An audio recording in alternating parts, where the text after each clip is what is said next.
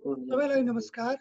लौकथा कुनुको तर्फबाट आयोजना गरिएको लौकथा गोष्ठीमा यहाँहरू सबैलाई हार्दिक नमस्कार। आजको अध्यक्षता गरिरहनु भएको छ नारायण तिवारीले र आज हाम्रो प्रमुख अतिथिका रूपमा हुनुहुन्छ यादव खरेल र हामी अब हाम्रा समीक्षकहरू प्राध्यापक डाक्टर कपिल लामिछाने, ज्योति खड्का पाण्डे, डाक्टर भरत कुमार भट्टराईहरू पनि हामीसँग उपस्थित हुनुहुन्छ। म यो समारोहका अध्यक्ष हाम्रो नारायण तिवारीको अनुमति लिँदै अब कार्यक्रम सञ्चालन गर्न चाहन्छु। प्रथम लघुकथा वाचनका लागि म निशा केसीलाई हार्दिक अनुरोध गर्दछु। निशा केसी। हार्दिक धन्यवाद दाइ। आजको यस कथा गोष्ठीमा उपस्थित हुनुभएका सम्पूर्णमा मेरो हार्दिक नमस्कार। आजको यस गोष्ठीको अध्यक्ष दाइमा र यादव खरेल दाइमा पनि मेरो हार्दिक नमस्कार। म आफ्नो लघुकथा मैले पहिल्यै पोस्ट गरेको लघुकथा हो, मेरो गहना शीर्षकको लघुकथा छ। त्यो कथा म वाचन गर्न गइरहेको छु। गहना। घर बनाउन जम्मा पारेको रकम सकिसकेको थियो। ठेकेदारलाई भुक्तानी दिन बाँकी रकमले गर्दा उसले ढलान अलपत्र पारेर पैसाको लागि ताकेता गरेको हप्तौं भइसकेको थियो। बाँकी थिए हात कानका गहना। त्यही बेचेर भए पनि गर्जो टार्ने सोचमा थिए। त्यही बेला सुनको भाउ एक्कासी घट्यो। एक दुई महिनालाई सरसापट लिएर काम चलाउनु उचित ठाने। सम्भावित सबैलाई सम्झे, तर कसैसँग पनि मुख फोड्ने आँट गर्न सकिन। अन्तिम विकल्प हुनुहुन्थ्यो आमा। बुबाको देहावसानपछि घरको आय आम्दानी सबै उहाँकै मुठीमा थियो। आफ्नै रोजाइले गरिब केटासँग विवाह गरेकी भए पनि यस घरकी जेठी छोरी थिए। श्रीमानले नजाऊ भन्दा भन्दै ठुलो भरोसा लिएर म माइती पुगेँ। आखिर बा आमाको दुःख सुखमा ढुङ्गे धारादेखि डोकोमा पानी खेपेर ढलान भिजाउने छोरी पनि त मै थिएँ। आमा ओछ्यानमा पल्टिएर स्टार प्लसमा खै के टेलिसिरियल हेर्दै हुनुहुन्थ्यो। ढलान सिधे छोरी, उहाँले भोलमली सानो पार्दै सोध्नुभयो। मैले अस्वीकृतिको भावमा टाउको हल्लाएपछि टिभी बन्द गरेर म नजिकै आउनुभयो। म आउनुको कारण बुझेपछि भन्नुभयो, आफूसँग पैसा भएको भए तिम्रो यो बिजो के हेरेर बस्थे। तिमीले माग्नै पर्ने थिएन। यही उपाय नलागेपछि आमालाई लिएर उहाँले चिनेको बाँडाकोमा गहना बेच्न गए। जोखाइ जर्ती ज्यालाबारे उस्तो जानकार थिइन म। तिलहरी, औँठी र टप खोलेर बाँडालाई दिए। आमाले बाँडालाई भन्नुभयो, मेरी आफ्नै छोरी हो, जोखाइमा गडबड नगर्नु नि। तराजुमा गहना तौलिसकेपछि बाँडाले भन्यो, सबै कटाएर 38,000 आउँछ। बाँडाको छोराले कन्तुरबाट झिकेर पैसा गर्न थाल्यो। आमा पनि ब्याग खोतल्न थाल्नुभयो। बाँडाको छोरो भन्दा आमा नै छिटो हुनुभयो। बाँडासँग जोडेका सबै गहना फिर्ता लिएर उहाँले ब्यागभित्र हाल्नुभयो र 38,000 रुपियाँ मेरो हातमा हालिदिनु भयो। बाँडाले उदेक मानेर हामीलाई हेर्यो। बाटोभरि न आमा बोल्नुभयो, न म नै आमासँग बोले। डेडामा पुगेर पैसा श्रीमानको हातमा राखिदिए। उहाँले बुच्चो मेरो गला देखेर सजल आँखाले सोध्नुभयो, तिम्रो गहना खै सानो? कथा सकियो। धन्यवाद। मेरो एकजनाको ताली नै सबैको ताली हो है। अब यहाँ पछाडि कसैको रेडियो बजिरहेको आवाज आएको छ। कृपया आफ्नो रेडियोहरू अरू आवाजहरू पनि गरिदिनुहोस्। त्यस्तो छ भने आफूलाई म्युट गरिदिनुहोस्। यदि पछाडि कुनै आवाज आयो भने रेडियो अरू आवाजहरू आएको छ। मैले अघि कुमुदजीलाई तयार भएर बस्न भनेको थिएँ। हाम्रो कुमुद शर्मा पुराना के प्याकुरेल कि के अरे तपाईँ? कुमुद शर्मा। कुमुदजीलाई मैले कुमुद शर्मा प्याकुरेल लेख्छु। मेरो नाम चाहिँ कुमुद प्रसाद शर्मा हो। कुमुद प्रसाद शर्मा। कुमुद प्रसाद शर्मा। सुरु गरौँ। कुमुदजीले सुरु गर्नुभन्दा अघि म के भन्न चाहेँ भने यसपछि म हेमलता उप्रेतीबाट आउनेछु। हेमलता उप्रेती तयार भएर बस्नुहोस्। तपाईँ कथा सुनाउने हो कि होइन? हेमलताजी तपाईँ तयार भएर बस्दिनुहोस्। यस गोष्ठीका अध्यक्षज्यू प्रमुख अतिथिज्यू, श्रद्धेय एडमिनज्यूहरू, लघुकथा बिचमा मैले वाचनका रोकेँ है, बिचमा मैले रोकेँ है। सम्बोधन पर्दैन, सम्बोधनमा समय जान्छ, सम्बोधन पर्दैन, सिधै लघुकथामा सबैले कृपया। मैले वाचन गर्न लागेको लघुकथाको शीर्षक छ सपना। करिब 6 महिना अघि प्रकाशनमा आएको उपन्यासकार वैभवनाथको सपना नामक कृतिले बजार कब्जा गर्यो।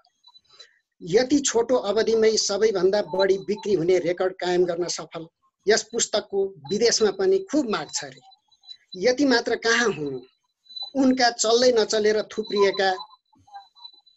थुप्रिएर बसेका वर्षौंदेखिका प्रकाशित पुस्तकहरू पनि मानिसहरूले खोजी खोजी पढ्न थाले। यत्र तत्र सर्वत्र उनकै पुस्तकबारे चर्चा हुन थाल्यो। अस्तिसम्म लौ न हौ मेरो यो एउटा कथा छापिदिनुस् न भन्दै पत्रिकाको कार्यालय चहार्ने वैभवनाथलाई अहिले कथा, निबन्ध, कविताको माग पूरा गर्न भ्याइ नभ्याइ छ। कतिपय प्रकाशकहरूलाई त श्रीमती छोरा छोरीलाई लेख्न लगाएर पनि दिन्छ। सधैँ टुरटुरे मोटरसाइकलमा देखिन्थे उनी आजकल आफ्नै गाडी लिएका छन्। आफू बसिआएको पुरानो घरलाई पनि भत्काएर महल जस्तै बनाएका छन्। उनलाई नजिकबाट चिन्नेहरू भन्छन् समय नै रहेछ सबभन्दा बलियो। वैभवनाथलाई साँच्चीकै वैभवनाथ नै बनाइदियो। उपरिमाथि थुपरी भने चाहिँ साहित्य समाजले वर्षेनी प्रदान गर्दै आएको यस वर्षको सर्वोत्कृष्ट उपन्यास पुरस्कार पनि उनैको पुस्तकले पायो। पुरस्कार थाप्न गाडी लिएर लागे उनी राष्ट्रिय सभागृह। ढोकैमा एकजना कुष्ठरोग लागेर हात गोडामा घाउ नै घाउ भएकी महिलाले केही पाउने आशाले पोल्टा थापिन्। भित्र पस्ने बेलामा यस्तो अवस्थाको मानिसलाई देख्नु परेकोमा खिन्न हुँदै उनले तिनको मुखै नहेरी पोल्टामा 5 रुपियाँको नोट खसालिदिएर गाडी अगाडि बढाए। त्यति नै बेला आमन्त्रितको रूपमा उक्त समारोहमा भाग लिन जाँदै गरेका रमाकान्तले टक्क अडेर ती महिलालाई केही बेर हेरे र सँगै आएका सोमकान्तलाई भने, हेर्नुस् त सर, सपना भनेकी यिनै हुन्। यिनैको जीवनीलाई आधार बनाएर लेखेका हुन् वैभवनाथले यो उपन्यास। कथा सकियो। धन्यवाद। धन्यवाद। नमस्कार। राम्रो। त्यसपछि हामीले अघि हेमलता उप्रेतीलाई भनेको थियौँ। हेमलता उप्रेती त्यसपछि तयार भएर बस्दैन। मैले विनोद नेपाललाई आग्रह गरेँ। एकैछिन है हेमलताजी, ल सुरु गर्नुहोस्। हेमलता उप्रेती। ल मेरो कथाको शीर्षक छ नयाँ वर्ष। एक घडी भाइ, तिमीलाई यसरी रात दिन एकहोरो घुमिरहनु पर्दा कति दिक्क लाग्दो हो कि कठै। ओल्लो भित्तामा एउटा काँटीमा तुर्लुङ्ग झुन्डिरहेको भित्ते पात्रोले पल्लो भित्तामा टाँसिएको भित्ते घडीप्रति दया देखायो। यो मेरो काम नै हो र म आफ्नो काम गर्न कहिले दिक्क मान्दिनँ दाजु, घडीले नरम स्वरमा उत्तर दियो। साँच्चै तिमी त कहिलेकाहीँ छिटो कहिले ढिलो चल्छौ रे हो। त्यसरी छिटो ढिलो हुँदा मान्छेको कामको समय बिग्रेर दुःख पाउँछन् रे। तिम्रो कारणले अस्ति घरमा कुरा हुँदै थियो तिम्रो बारेमा। दोस्रो पटक फेरि भित्ते पात्रोले भित्ते घडीलाई कमजोर देखाउने प्रयास गरे। हो दाइ, सधैँ एक समान कहाँ हुन्छ र हाम्रो जीवन, कहिलेकाहीँ तलमाथि भइहाल्छ नि। मेरो कारण कसैलाई दुःख परेको भए क्षमा प्रार्थी छु, घडीले फेरि नरम स्वरमा उत्तर दियो। तिमीलाई चल्न त कि बिजुली बत्ती चाहिन्छ रे कि ब्याट्री चाहिन्छ रे, तिमी त आफू त चल्न सक्दैनौ पो रहेछ त है। तेस्रो पटक पात्रोले घडीलाई कमजोर देखाउने प्रयास गरे। आफूलाई चाहिने शक्ति नभए कुन चिज चल्न सक्छ र दाइ, यसमा मलाई कुनै गुनासो छैन। घडीको उत्तरले पात्रो निशब्द भयो। मान्छेहरूले एक एक छिनमा तिम्रो मुखमा पुलुक्क पुलुक्क हेर्दा तिमीलाई कति रिस उठ्छ होला है। के गर्नु र, तिमीलाई केही गर्न तिनलाई केही गर्न सकिन्न। चौथो प्रहार थियो पात्रोको घडीलाई। मान्छेले मेरो मुखमा पुलुक पुलुक हेर्दा मलाई रिस होइन, गर्व लाग्छ, किनकि तिनका लागि म कति महत्त्वपूर्ण र आवश्यक छु भन्ने कुरा त्यसले बुझाउँछ। घडीको उत्तरले पात्रो लज्जित भयो। नयाँ वर्षको शुभकामना छ है पात्रो दाइ। वैशाख 1 गते बिहानै घडीले पात्रोलाई अभिवादन गर्यो। पात्रोको मुख मलिन भएको देखेर घडीले थप्यो, साँच्ची तपाईँलाई त के शुभकामना दिनु पर्यो र नि, आजदेखि त तपाईँको आयु पुग्यो नि है। म त कति बुद्धु झन्नै बिर्सेको घडीको व्यङ्ग्य बाणले पात्रोको मुख रातो भयो। धन्यवाद। राम्रो राम्रो राम्रो राम्रो। यसपछि विनोद नेपाल, तर विनोद नेपालकोमा जानुभन्दा अघि त्यसपछि चाहिँ राजन सिलवाल।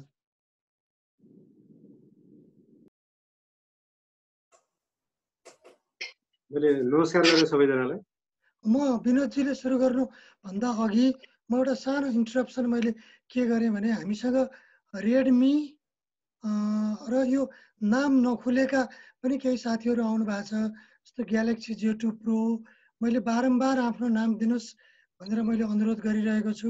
यदि यहाँहरूले नाम दिनु भएन भने एउटा लौकथा कुनोको नियम म लक्ष्मी प्रसाद पौडेल रेडमी। नमस्कार। आफैले राख्नुहोस् न। नमस्कार। आफ्नो नाम आफैले म लक्ष्मी प्रसाद पौडेल, सबैलाई नमस्कार। म मन्दिरा मधुश्री, नमस्कार। दाजु नमस्कार। अहिले मैले सबैलाई म्युट गरेँ, एकछिन हाम्रो मात्रै कुरा सुन्नुहोस् हगि, तर आफ्नो नाम राखिदिनुहोस्। जस्तो अहिले ग्यालेक्सी J2 प्रो भर्खरै भित्र आउनुभयो, उहाँले पनि आफ्नो नाम राखिदिनुहोस्। रेडमी REDMI भन्ने नाम छ, उहाँको स्क्रिनमा चाहिँ कल्याण पन्तजी भन्दा अलिकति दाहिनेपट्टि हुनुहुन्छ उहाँ। कृपया आफ्नो नाम राखिदिनुहोस्। यहाँहरूलाई थाहा छ लक्ष्मी प्रसाद पौडेल आफ्नो नाम रेडमी सर। आफै राख। रेडमी चाहिँ लक्ष्मी प्रसाद पौडेलजी हो। हजुर हजुर सर, नमस्कार। राख्नुहोस् है। यो बेनामी चिज चाहिँ हामी लौकथा कुनोमा राख्दैनौँ है। कृपया मैले फेरि पनि अनुरोध गरेँ, आफ्नो नाम राखिदिनुहोस् र भिडियो पनि राख्नुहोस्। हामी तपाईँको अनुहारसँग पनि परिचित हुन उत्तिकै इच्छुक छौँ। ल ठिक छ, त्यति भन्दै म अब विनोद नेपालमा गएँ। विनोद नेपाल। मैले सबैजनालाई नमस्कार गरेँ। मेरो कथाको शीर्षक हल्ला। दिनदिनै पोजिटिभहरू फेला परेको र अस्पताल लगिएको खबर आइरहेको थियो। मानिसहरू के होला र कसो होलाको त्रासमा थिए। यसै बिचमा एउटा बिहानै हल्ला फैलियो, टोलबाट पनि केहीलाई लगियो। कहाँ कुन घरमा रहेछन्? यसै त सधैँ कुराको खोजीमा रहनेहरू अझै यति थाहा पाएपछि के चाहियो? स्वाभाविक थियो मानिसहरू चासो राख्न थाले। थाहा पाउनेहरू भने औँलाले देखाउँदा औँलै झर्ला भन्ने डरले हो वा किन हो, मुख कटारेर आँखाले त्यस घरतर्फ इसारा गरिरहेका थिए। कतिजना लगेछ? एउटाले सोध्यो। 5 जना अरे 5 जना। थोरै हो र? अर्कोले भन्यो। कस्ता असत्य रहेछन्, कसो लगेछ, नत्र त खत्तै पार्ने रहेछ। कहाँ कहाँ डुबे होलान्, कसलाई छोए होलान्, केही बोले। धेरैले सहमति जनाए। धेरैले भयङ्कर त्रासबाट मुक्तिको लामो सास फेरे। केही बेरमा टेलिभिजनमा खबर आयो, टोलबाट 5 जना जुवाडे नगदसहित खालबाटै पक्राउ। धन्यवाद। मेरो कथा सकियो। धन्यवाद धन्यवाद। विनोदजीको कथा सकियो। त्यसपछि राजन सिलवाल। राजनजी लौकथा कुनोको एकदम सुरुको समयदेखिको एडमिन पनि हुनुहुन्छ। राजनजी राम्रा कथाहरू लेख्नुहुन्छ। मैले यति विशेषण तपाईँलाई चाहिँ जोडेँ। राजन सिलवाल। हस् दाइ, म 37 नम्बरको जुत्ता शीर्षकको मेरो कथा प्रस्तुत गर्छु। श्रद्धाले जुत्ताको मोल सुनेपछि भने, आम्मा 2700 हालेको यसलाई ठगेछ ल हजुरलाई। मैले भने 20% छुटमा लिएर आएको हुँ। तिमी ठग्यो भन्छौ। आइमाईका सामानमा लोग्ने मान्छेलाई ठग्छन्, लोग्ने मान्छेका सामानमा आइमाईलाई ठग्छन्। मैले सोधेँ, तिमीलाई मन पर्यो कि परेन? मन त पर्यो, तर 1 नम्बर ठुलो भयो। यो 37 को रहेछ। भोलि अफिस जाँदा 36 को साटेर ल्याइदिनु। अफिसमा कुनै जरुरी टिप्पणी उठाइरहेको थिएँ। समय सके 2 नागिसकेको थियो। कसैले ढोका खोल्यो, तर को आयो मतलब नराखी फाइलमा लागिरहेँ। सरलाई त दसैँ नै लागेको छैन कि के हो? सधैँ बिजी, जति बिजी भए नि पदक पाएको होइन। देवकीको स्वर थियो। त्यही त है, मैले भने। ऊ सोफाको मध्यभागमा बसी र बज्न थाली। खाजा खान जाने बेला भएन? यो फाइल सकेर मात्र जान्छु। तपाईँले खानुभयो? उसले भने, जेन्डरको बैठक थियो, मैले त त्यहाँ खाएँ। दक्षिणा नि मिल्यो कि? उसले ठट्टिँदै भने, सिधा मात्र हो सर। हाँसेँ म। उसलाई मेरो फाइलसँग सरोकार थिएन र सोधी, अनि अरू के छ? सब ठिक छ। एकपल्ट न्यु रोड जानु छ बुढीको जुत्ता साट्न। हिजो सरप्राइज दिन 3000 को जुत्ता लगिदिएको ठुलो भएछ। उसले जुत्ता हेरी आफ्नो गोडामा घुसारी 3-4 पाइला हिँडेर अभ्यास गरी त्यसपछि मेरो अनुहारमा हेरी सर यो जुत्ता दसैँको गिफ्ट भयो है मलाई। मसँग न हस थियो न नाए। मन दुखाउने भए त म लिन्न नि। मनमा लाग्यो व्यर्थै भनिछु। प्रकटमा भने हुन्छ लगाउनुस् थ्याङ्क यू भनेर एउटा गहन मुस्कान फालेर उ त्यहाँबाट गई। मनमा लाग्यो एक जोर जुत्ताको 5500 मा पर्ने भए। मोबाइलको घन्टी बज्यो। श्रद्धाको रहेछ। सोधी बाबा जुत्ता साटे कि साट्न बाँकी भने अब जान लाग्या। उसले भने भयो नसाट्नु त्यो दिदीलाई दिन्छु मलाई भन्दा 1 नम्बर ठुलो लाग्छ। अर्को एक जोर किन्ने मेरो लागि। म हजुरको अफिसको गेट बाहिर छु जुत्ता लिएर बाहिर आउनु। धन्यवाद। राम्रो राम्रो कथा सुनियो है। मैले अघि भनेको विशेषणवाचक शब्दहरू खेर गएनन्। खुब खुसी लाग्यो। त्यसपछि म धनराज गिरीमा आएँ। धनराज गिरी पछि चाहिँ म लक्ष्मी पौडेलमा आउँछु। लक्ष्मीजी यहाँ लक्ष्मी पौडेल एकजना तपाईँ क्याप लगाएको देखिरहेको छु। अनि अर्को लक्ष्मी प्रसाद पौडेल पनि हुनुहुन्छ।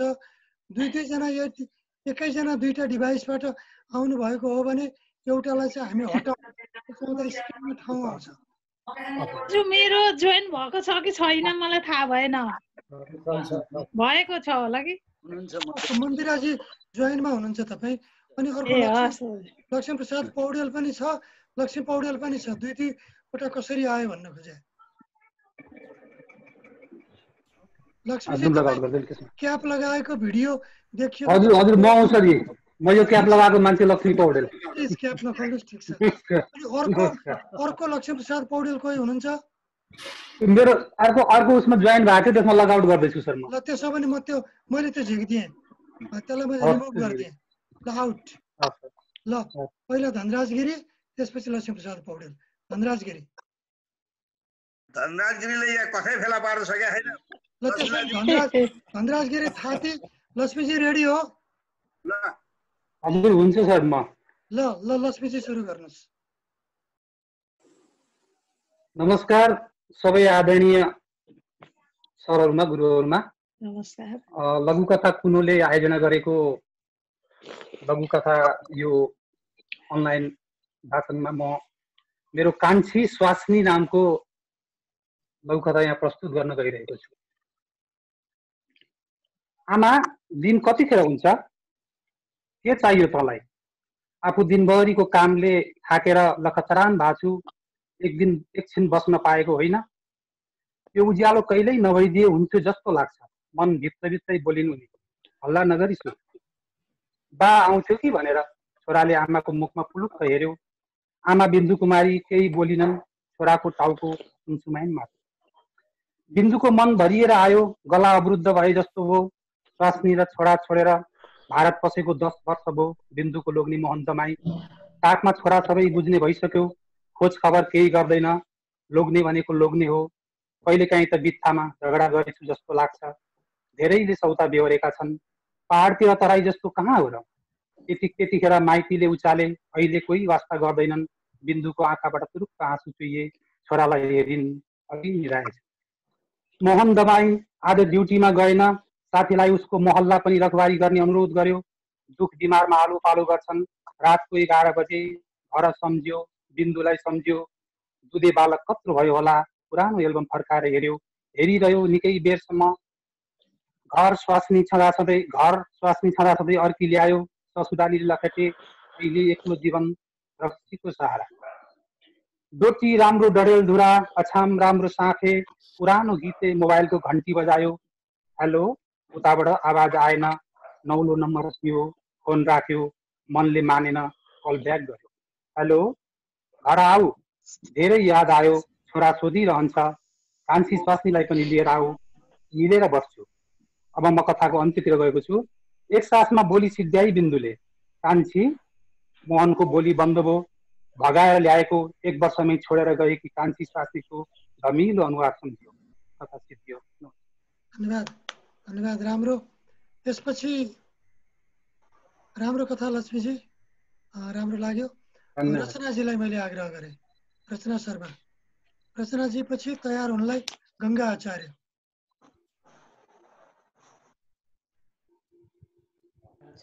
धनराज गिरीबाट पछि आउँछु म।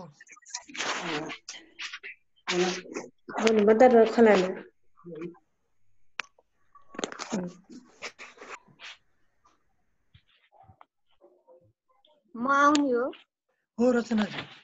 रचनाजी तपाईँ, रचनाजी पछि गङ्गाजी। तपाईँलाई यो कथा हुँदाहुँदै मैले एउटा कथा हुँदाहुँदै अर्को वाचन गर्नेलाई चाटमा मैले पठाएको हुन्छु रेडी भनेर। तपाईँले हेर्नु भएन छ, मैले पठाइसकेको छु। रचनाजी म सुरु गरौँ? सुरु गर्नुहोस्, स्वागत छ। नमस्कार सम्पूर्ण लघुकुमारीमा। मेरो कथाको शीर्षक बिचबाट ट्रेनमा आएको जाने बेलामा क्यान्सल गरेर बन्द पर्यो, कारण उही संसारभर भाइरल भएको भाइरस। 1 महिना लकडाउनमा सुनिएपछि भएका अन्नगेडी पनि सकियो।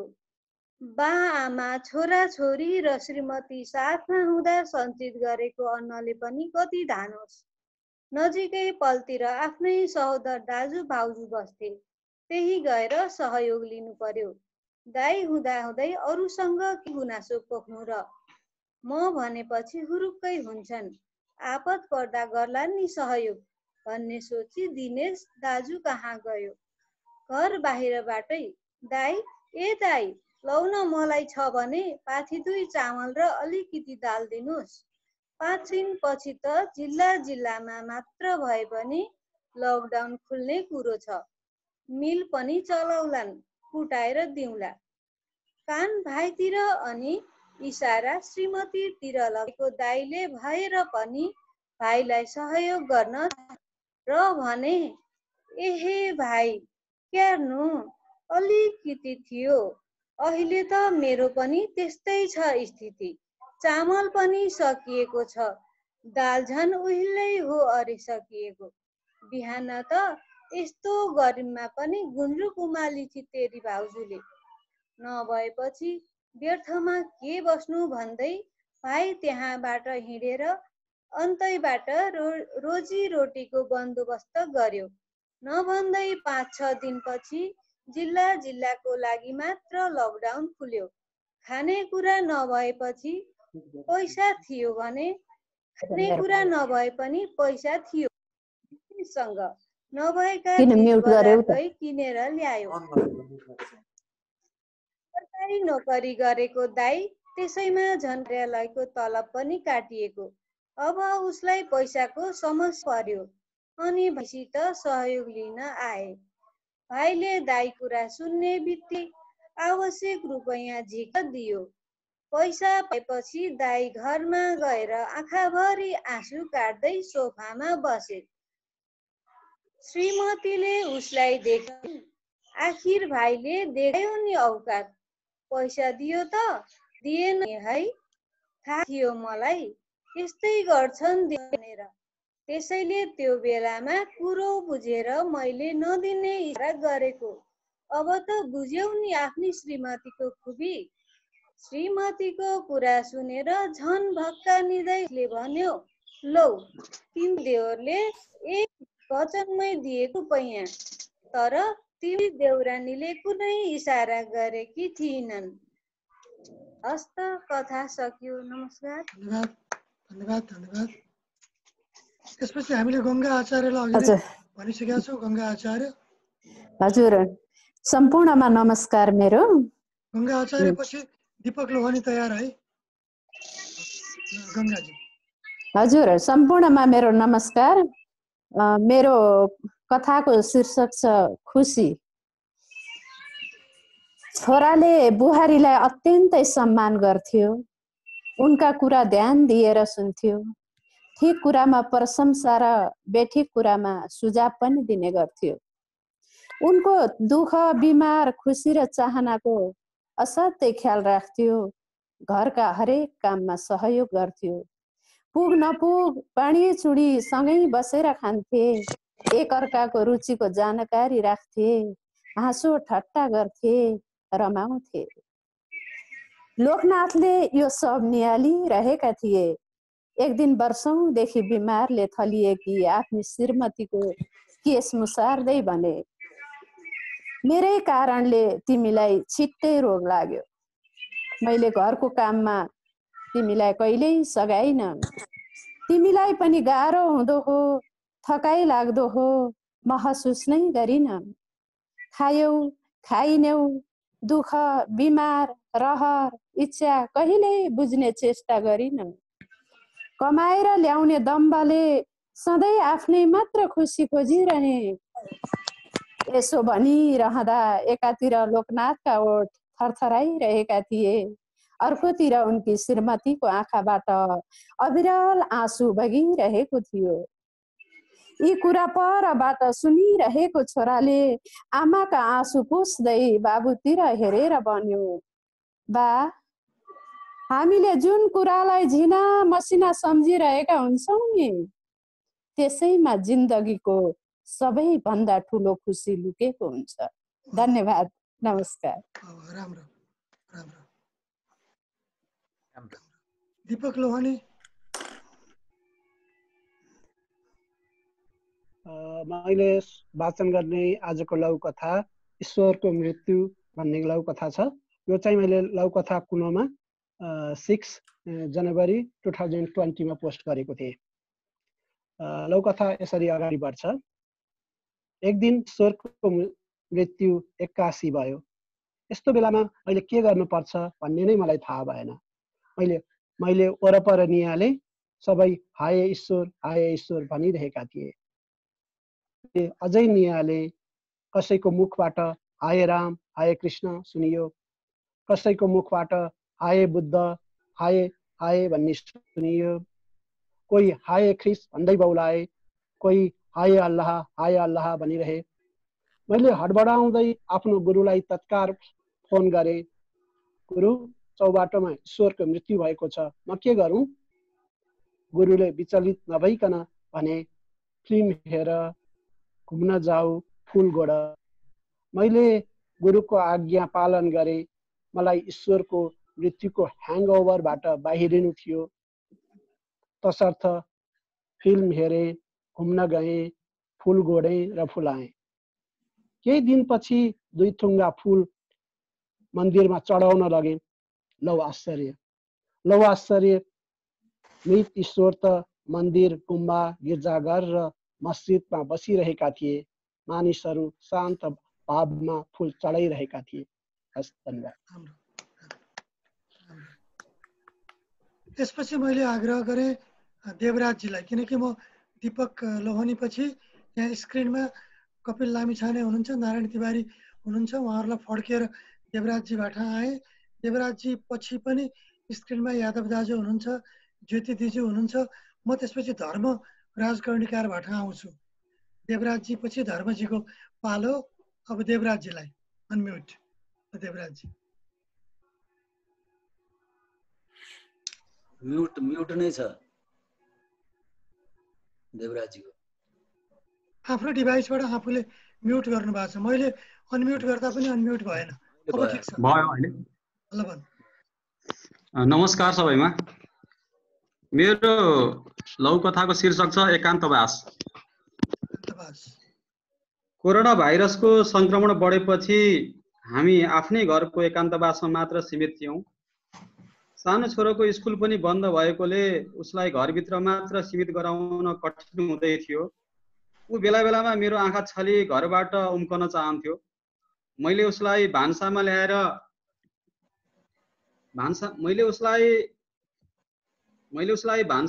बसाएँ र काममा व्यस्त भएँ। सानै उठेर भन्यो, मामु यो लकडाउन कहिले सकिन्छ? खै किन र? मैले जिज्ञासा राखेँ। यो घरभित्र मात्र कति बसिरहनु? न स्कुल जान पाइन्छ, न साथीसँग खेल्न पाइन्छ, न मामा घर जान पाइन्छ, खाली कोठामा मात्र। मलाई त छटपटी भइरहेछ। मामु यो घरभित्र मात्र बस्दा किन मनमा धेरै कुरा खेल्छन्? मन तुलबुल भएर के गरौँ कसो गरौँ भइरहेछ। मन कता कता उड्छ, चरा जस्तै उडुउडु लाग्छ। आकाशमा उड्ने चरालाई त यो लकडाउनको के मतलब है? मामु यो लकडाउनमा मेरो मन चाहिँ किन चञ्चल भएको होला? सानैले एकान्तवास बस्नुको पीडा लगातार उकल्यो।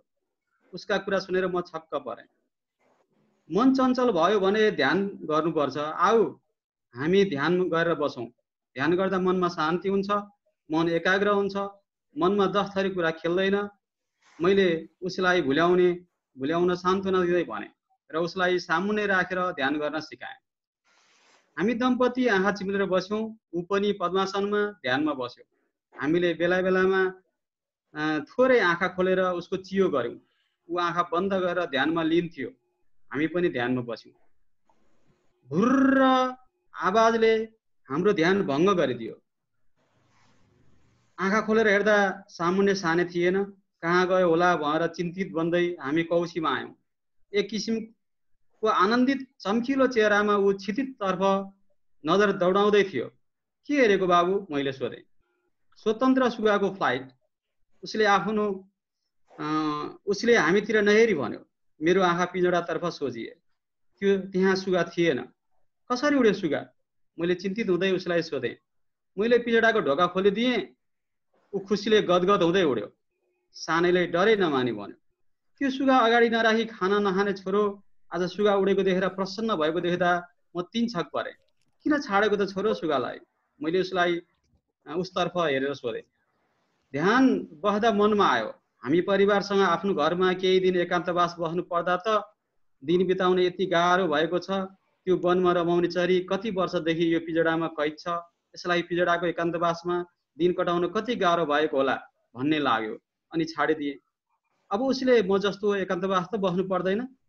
सानैले प्रसन्नता प्रकट गर्दै जवाफ दियो। म सानेलाई हेरेको हेरै भएँ। धन्यवाद। सक्यो। राम्रो। अब यसपछि म यादव दाजुलाई र ज्योति दिदीलाई चाहिँ थाती राखेँ। पछि बोलाउँछु हजुरहरूलाई। हजुरहरूले वरिष्ठ व्यक्तित्वहरूलाई उहाँहरूको सुन्न भए पनि अरू मान्छेहरू पक्कै बस्नुहुन्छ होला। ज्योति दिदीका विचारहरू र यादव दाजुको कथा। म धर्म राजकरणीकारलाई आफ्नो कथा वाचन गर्न आग्रह गर्छु र यसपछि म तयार भएर बस्दिन हुन टिकाराम रेग्मीज्यूलाई अनुरोध गर्छु। सर म यसले श्रोतामारी भन्छु। हजुर श्रोतामारी भन्छु यसपालि म। श्रोता मात्रै भन्ने? हजुर हजुर। ए ल धर्मजी श्रोता मात्रै बन्नुहुन्छ भने अब यसपछि त टिकाराम सरको पालो आयो त। Tikaram sir. Tikaram Regmi. Tikaramji. Tikaram sir ready हो? टिकारामजी। सर रेडी हो टिकाराम सर? होइन म एकैछिन सर। ल त्यसो भने हरिप्रसाद भण्डारी सर। एउटा कुरा सोधौँ? हजुर भन्नु ज्योति दिदी। मैले कथाहरू केही ल्याएको छैन। म यसै अहिले खोलेर बसेको मात्रै मैले सुनेको। मेरो क्लास पनि लिनुपर्छ 5 बजे। ए हजुर दाजु हजुरलाई जस्तो अनुकूल हुन्छ हजुर त्यस्तै गर्नु नि त नि। हामी त हजुरलाई श्रद्धा गर्छौँ। हजुर समय सैन्जेल बसिदिनु भयो र केही कथाहरूमा आफ्नो टिप्पणी दिनुभयो भने चाहिँ त्यो सर्वोत्तम हुन्छ। एउटा कुरा मैले धेरै कथाहरू सुनेर लेखि पनि सकेका रहेछु। एकदम राम्रो छ अब अहिलेको विषयवस्तु। अनि फेसबुक खोलेकी कथाहरू पढ्न पाइन्छ। त्यसमा आफ्नो प्रतिक्रियाहरू त मैले राखेँ आफ्नो किसिमले। सबैको राम्रो छ। अहिले वाचनले झन् जीवन त पायो। एकदम खुसी लाग्यो। अनि मेरो अहिले म त झट्टै यहाँ फेसबुक खोलेर देखेँ अनि मैले पनि यहाँ लिङ्कमा आएँ। मेरो अहिले यहाँ 5:30तिर चाहिँ हाम्रो पनि क्लास लिनु छ जुमको। भएर बस्न पाउँदिन कि जस्तो लाग्यो। हजुर हस् हजुरले यति मात्र भए पनि जति आफ्नो टिप्पणीहरू राख्नुभयो त्यसका निमित्त हामी हजुरलाई हार्दिक आभार प्रकट गर्दछौँ। धेरै कथाहरू चाहिँ मैले पढेको पनि रहेछु। हजुर पढ्नु भएको कथा पढेर प्रतिक्रिया पनि लेखेको छु। मैले लेखिसकेका पनि छ। अब गरौँला फेरि लेखौँला। यहाँहरू सबैलाई एकदमै शुभकामना। धेरै राम्रो कथाहरू दिइरहनु भएको छ। हामी त मनोरञ्जन लिने हो। हस् त्यति। अब हजुरको 5 बजे अर्को कक्षा छ भने मैले हजुरलाई हार्दिक नमस्कार गरिदिन्छु। नमस्कार। मेरो सबैमा हार्दिक नमस्कार है। म क्लास लिनु भन्नुभएको छ क्या आज। अनि यसो तयारी गरेको। हजुर हस्। मैले अब यहाँ निरन्तर गरिदिन सकिनँ, माफ गर्नु होला। त्यसो हस्। वरिष्ठ समालोचक ज्योति खड्का पाण्डे दिदी जो लौकथा कुनको समीक्षक मैले पनि त्यो कुनामा चाहिँ तपाईँलाई उनै गरेको छु, मैले बस्न पाउँदिनँ है भनेको छु। होइन ठिक छ दिजु, हजुरलाई जति इच्छा लाग्छ त्यति बस्नु भइहाल्यो, तर हामीले हजुरलाई जुन मान गरेका छौँ त्यो मान हामी गरिरहनु पर्छ।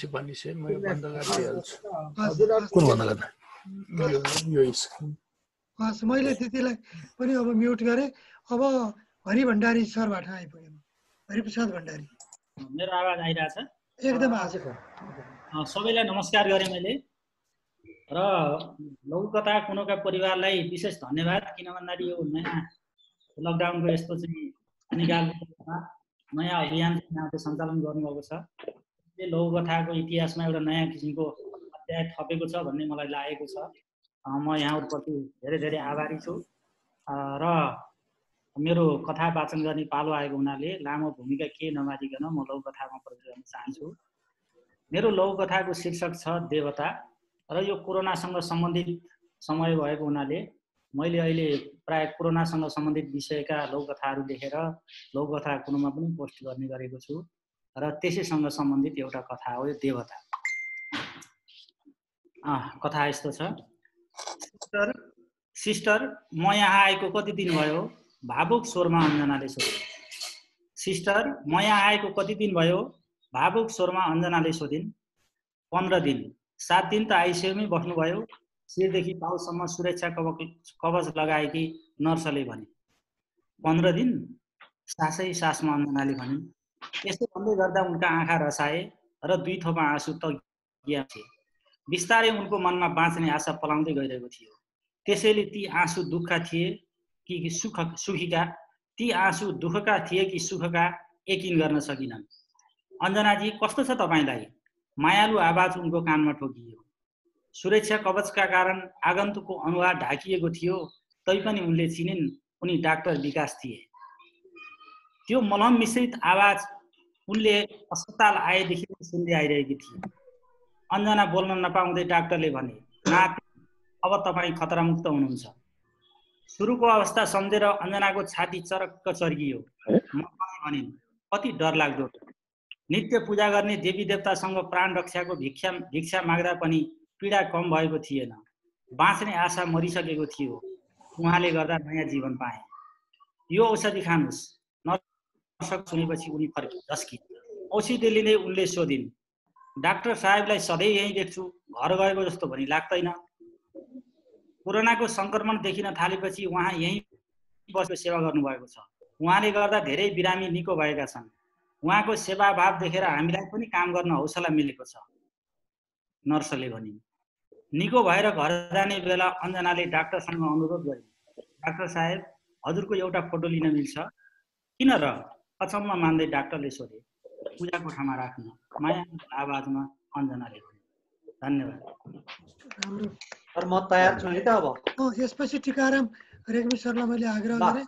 त्यसपछि तयार भएर बस्दिनँ। मैले लक्ष्मी पोखरेललाई भने, लक्ष्मी पोखरेलज्यूको भिडियो चाहिँ देखेको छैन, उहाँले हामीलाई देख्नु भएको छ कि छैन थाहा छैन। ल टिकाराम सर।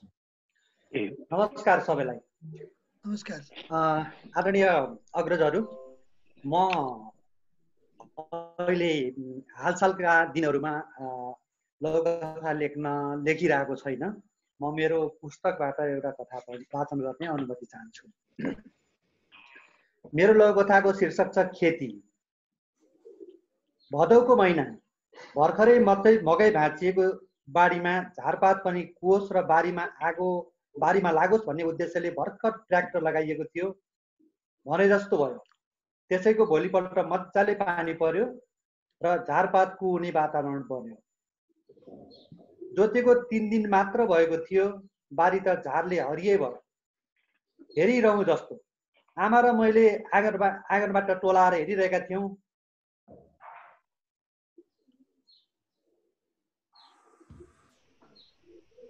टिकाराम सरको भिडियो अनस्टेबल भयो जस्तो छ। नेटको समस्या आयो जस्तो लाग्यो मलाई। नेटको समस्या। नेट गयो कि? टिकाराम सरकोमा नेटको समस्या आयो। हामी समयको सदुपयोग गरौँ। लक्ष्मी पोखरेल जो हुनुहुन्छ उहाँ के तयार हुनुहुन्छ? लक्ष्मी पोखरेल? लक्ष्मी पोखरेल तयार हुनुहुन्छ? टिकाराम सरकोमा नेट गयो, उहाँको भिजुअल पनि गयो। यदि लक्ष्मी पोखरेल तयार हुनुहुन्न भने त्यसपछि जीवन कंसाकार हुनुहुन्छ। हजुर सर के भयो मेरो? ए तपाईँ फेरि आउनुभयो ल, तपाईँ बिचमा टुट्यो ल, कन्टिन्यू गर्नुहोस्। बिचको एक प्याराग्राफ हामीले छौँ। मेरो सकिएको छैन, के गरौँ? सक्नुहोस्, पढ्नुहोस्, तपाईँ वाचन गर्नुहोस्। बिचमा किन त्यस्तो भयो त? बिचमा त्यस्तो भयो त। होला, बिर्सनु भयो। तपाईँ विदेश नजाँदै पनि हामीले कति होस गरेर भाँच्यौँ मकै। केटाकेटीहरूले समेत सिला खोजेर बारीमा एउटा गोगो मकै नछाडेका वर्ष पनि यसै गरी पलाएन र? आमाको कुरा सुनेर बुवाले भन्नुभयो हो त नि है। गत मात्रै विदेशबाट मुस्किलले घर आउनु भएको बाबा पत्रिका हेर्दै टिकापुरको समाचारमाथि टिप्पणी गर्दै हुनुहुन्थ्यो। अब जनताका रक्षकको त यो हाल छ, सामान्य मानिस कसरी बाँच्लान् खोइ। आमाले बाबातिर पुलुक्क हेर्दै भन्नुभयो, तपाईँ यत्तिकै आत्तिनु भएको हो? हामीले एक दिन लगाएको खेतीबाट मुस्किलले छुटेका मकैका गेडाले त बारी भरेका छन्। 12 वर्षसम्म होसियारी पूर्वक लगाएको हतियारको खेती फुल्दै फल्ने र फैलिने समय भयो नि बुवा। नेपालमै बस्ने भए त यी सबै पचाउनु पर्छ। हस्, धन्यवाद।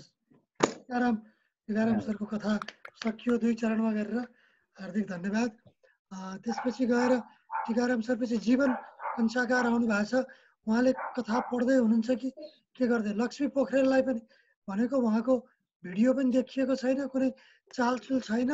यस्तो हुँदा चाहिँ हामीले यो बन्द गर्नुपर्ने हुन्छ, यहाँलाई रिमुभ गर्नुपर्ने हुन्छ।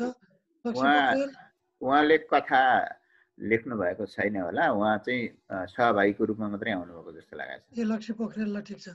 जीवन कंसाकार पनि त्यस्तै हो। उहाँले बोल। नमस्कार, म लक्ष्मी पोखरेल। ए हजुर, हजुरको भाषण गर्न आएको हैन, म यसमा एकदम इन्ट्रेस्टिङ भएर म सुन्नलाई मात्र आएको छु। सुन्नलाई पनि त्यो अनुहार देखाएरै सुन्दा भइहाल्छ। कमसेकम हाम्रा श्रोताहरू कहाँ हुनुहुन्छ, को हुनुहुन्छ, कस्ता हुनुहुन्छ भन्ने हामीले पनि हेर्न त पाउनु पर्यो। ठिक छ ल। अनि जीवन कंसाकार खेमराज सरलाई म एकछिन पछि बोलाउँछु। खेमराज सर, राजन सर, अनि अब नारायण तिवारी सर हुनुभयो। हामीहरू एडमिनहरू चाहिँ अलि पछि बसौँ कि एडमिन र अरू समीक्षकहरू अलि पछि बसौँ कि भन्ने मेरो आग्रह छ।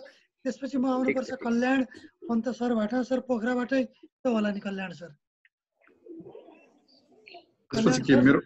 म वाचन गरौँ? तपाईँ पोखरा होइन सर? म पोखरा। अहिले पोखराबाटै हो नि? म पोखराबाटै हो।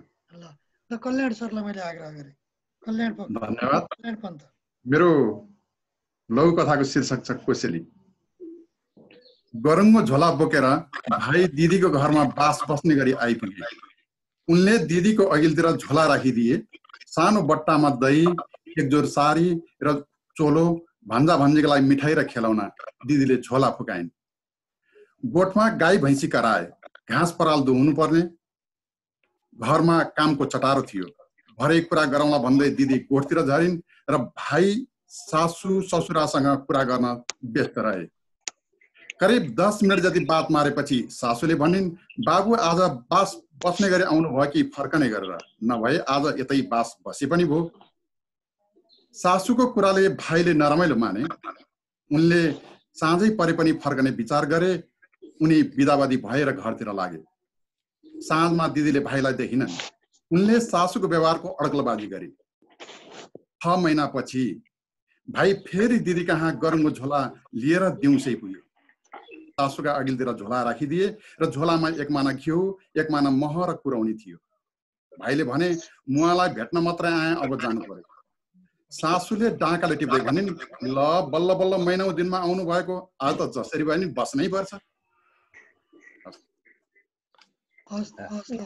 राम्रो कथा। मैले पछि भाषणका लागि मैले मेसेज पठाइसकेको छु। मन्दिरा कोइराला मधेश्री। मेरो सुरु भएको समय? हजुर, ल मन्दिरा कोइराला मधेश्री।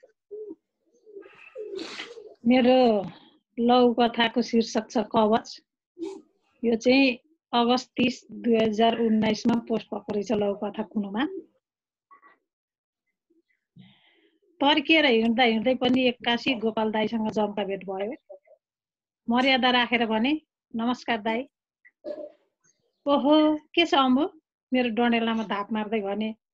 अम्बिकालाई अम्बु सम्बोधन साथै एकछिनसम्म पनि हात नहटेपछि यो धाप मराइ पनि अप्रत्याशित हो जस्तो लागेन मलाई।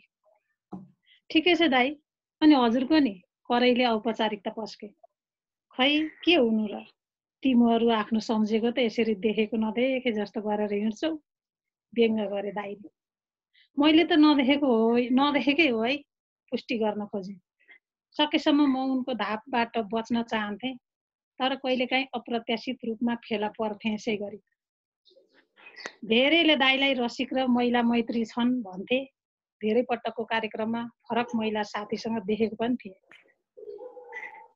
गोपाल दाई उनको ब्रान्ड थियो। हामी एउटै संस्थामा थियौँ। सबैलाई दाई नै भन्न लगाउँथे उनी, छोराछोरीकै उमेरकालाई पनि।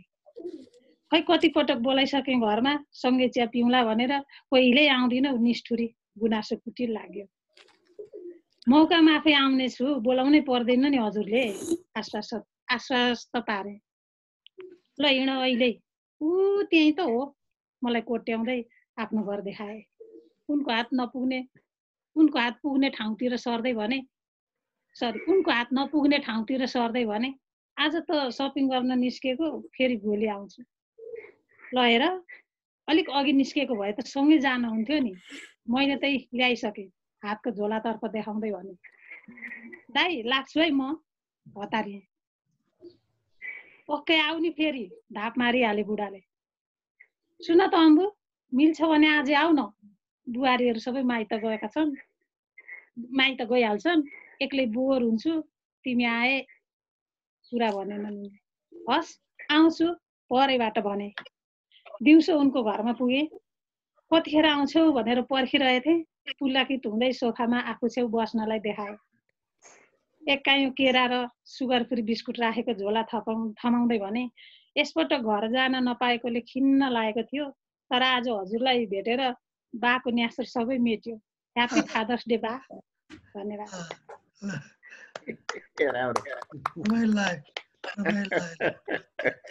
धनराज गिरी सर, तपाईँ तयार हुनुहुन्छ?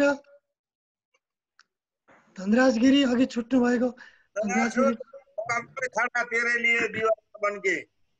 तयार हुनुहुन्छ?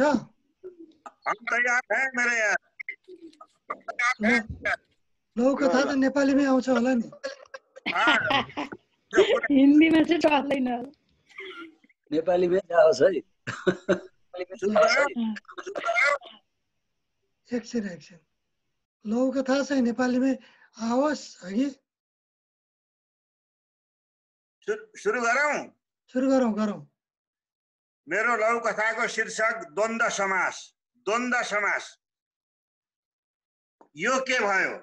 छक्क पर्यो रवि र भास्कर, दुई भाइ सहोदर, 3 वर्षको फरक, 29 वर्षको रवि, 32 को भास्कर, यतिखेर अमेरिकामा छन्, टिभी पढेर दुबई गएका, अति मिल्ने। यता छिमेकीहरू छक्क, कहिले पनि मनमुटाव भएन, बाघ र बिरालो उनीहरूको हकमा अपवाद। अमेरिका गएको 3 वर्षपछि कान्छो रविको पनि बिहे भयो। बिहे भएको केही समय राम्रै भएको थियो, बिस्तारै आते जाते पानी हालेको दुध जस्तो हुन थाल्यो। रविले दाजुको व्यवहारमा परिवर्तन अनुभूत गर्यो। भाउजूको अनुहार पढ्यो, सपाट, नाखुस लाग्ने, अलि डेब्रो कुरा गर्ने, बिस्तारै टेलिफोन पनि कम हुन थाल्यो। कान्छा खाना खाइस् भनेर दिनमा 3 पटक सोध्ने दाजु गायब। उसकी श्रीमती पनि जेठाजु र जेठानी दिदीसित त्यति घुलमिल हुन नसके झैँ मान्यो। यसरी थप 2 वर्ष बिते। रवि नेपाल आयो र आफ्नै आमालाई सबै कुरा सुनायो। विदुषी आमा, मनोविज्ञानको प्रोफेसर विधानजी प्रोफेसर आयो। मुसुक्क हाँसिन् र बोलिन्, कान्छा रवि त कति सोझो छस्, यो हो द्वन्द्व समास। तिमीहरू पहिले दाजुभाइ थियौ, अब दाजु र भाइ भयौ, र यही र हो द्वन्द्व उब्जाउने। दिदी बहिनी बिहेपछि दिदी र बहिनी हुन पुग्छन्। तिमी भास्करको भाइ मात्र रहेनौ, कसैको पति, भिनाजु, ज्वाइँ आदि हुन गयौ। दाजु पनि त्यही हो, नाता पनि अंशबन्ध हुन्छ। भाउजू आएपछि स्वतः दाजु भाउजूको हुन्छ। रवि र भास्कर पहिले प्राणा अपराजिताको छोरा थियौ, अब परिचय विस्तार भयो। यो संसारको नियम हो। छोरो पाएको बुहारीको लागि हो, छोरी ज्वाइँका लागि।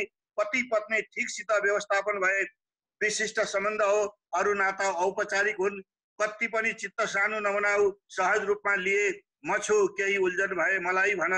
आमाको अनुहार हेरिरह्यो रविले, सोच्यो मनोविज्ञानको प्रोफेसर हुन् मेरी आमा। खतम। धन्यवाद धन्यवाद धन्यवाद। राम्रो राम्रो। यसपछि मैले चार्टबाट खबर गरिसकेको छु अवतार ढकाललाई। मैले यहाँ मेसेजबाट अवतार ढकाललाई खबर गरेको छु। अवतार ढकाल, तपाईँ तयार हुनुहुन्छ? तयार छु सर, नमस्कार। तपाईँको स्वर अलि सानो आयो, त्यो स्वरलाई ठुलो पार्ने उपाय केही छ? हजुर सर, अब ठिक छ। ल सर, सबैजनालाई नमस्कार। मेरो लघुकथाको शीर्षक भाग्यमानी। यो लघुकथा कुनमा पोस्ट भइसकेको कथा हो। ठ्याक्कै डेट चाहिँ मैले त्यसरी टिपेर राखेको छुइनँ। म भन्न गइरहेको छु, स्वीकार्नु होला। लघुकथा भाग्यमानी। हेर्नु त बुढा, छोराले मलाई दिएको जन्मदिनको उपहार बुहारीले मन पराएर छान्देखि रे। जे होस्, छोराले आफैले मन पराएर ल्याएकी भए पनि बुहारी असल र संस्कारी परिछे, हरिमोहनलाई श्रीमतीले भनिन्। एकपटक तिलहरीमा हेऱ्यो उसले, अनि श्रीमतीको अनुहारमा आँखा पुर्यायो। उनको अनुहार खुसीले धपक्क बलेको थियो। ऊ एकाएक विगतमा हरायो। आमाले बहुत दुःख गएर हुर्काए पढाएको टुरो थियो। उसको पढाइ र विवाहको लागि आमाले भएका सबै गहना बेचेकी थिइन्। सानोतिनो नोकरी पाएपछि व्यवहार राम्रैसँग चलेको थियो। एक दिन आमालाई गहना किनिदिने प्रस्ताव राख्दा सरलाले भनेकी थिइन्, किन चाहियो आमालाई गहना? न कतै जानुहुन्छ, न त लाउने उति साह्रो मन नै गर्नुहुन्छ। बरु सहरमा घडेरी किन्नुपर्छ 2-4 वर्षपछि। बाहिरबाट उनीहरूको संवाद सुनेकी आमाले उसलाई एकान्तमा भनेकी थिइन्, बाबु मलाई गहना सहना चाहिन्न है। माया गरेकै छौ, खाना लाउन दिएकै छौ, मलाई के चाहियो? मलाई त बुहारीको कुरा चित्त बुझ्दो लागेको छ, उसको चित्त नदुखाउनु। आमालाई गहना किनिदिने उसको इच्छा कहिले पुरा भएन। केही वर्षपछि उसलाई सरलाको जिम्मा लगाएर आमा भगवानको घर गइन्। के सोच्न थाल्नुभयो? चुपचाप बस्नुभयो त? यो राम्रो लागेन? सरलाको प्रश्नले उ झस्कियो। होइन, राम्रो छ। तिमी भाग्यमानी रहेछौ सरला। सबै सासूको भाग्यमा असल र संस्कारी बुहारी पर्दैनन्। अर्कोपट्टि फर्किएर आँखा पुस्दै उसले भन्यो। हस्, धन्यवाद। राम्रो। मैले यसपछि मैले अब बिस्तारै सहभागीहरूको सङ्ख्या सकियो। म हाम्रा समीक्षकज्यूहरू पनि आफै पनि लघुकथाकार समीक्षकज्यूहरू हुनुहुन्छ। म डाक्टर भरत कुमार भट्टराईबाट प्रारम्भ गर्न चाहन्छु। त्यसपछि तयार भएर बसिदिन म हाम्रो कपिल लामिछाने सरलाई भन्छु। त्यसपछि म बल्ल एडमिन साथीहरूतिर आउँछु। खेमराज सर कता हुनुहुन्छ? ठिक छ नि? भरत कुमार भट्टराई सर अनम्युट गरौँ।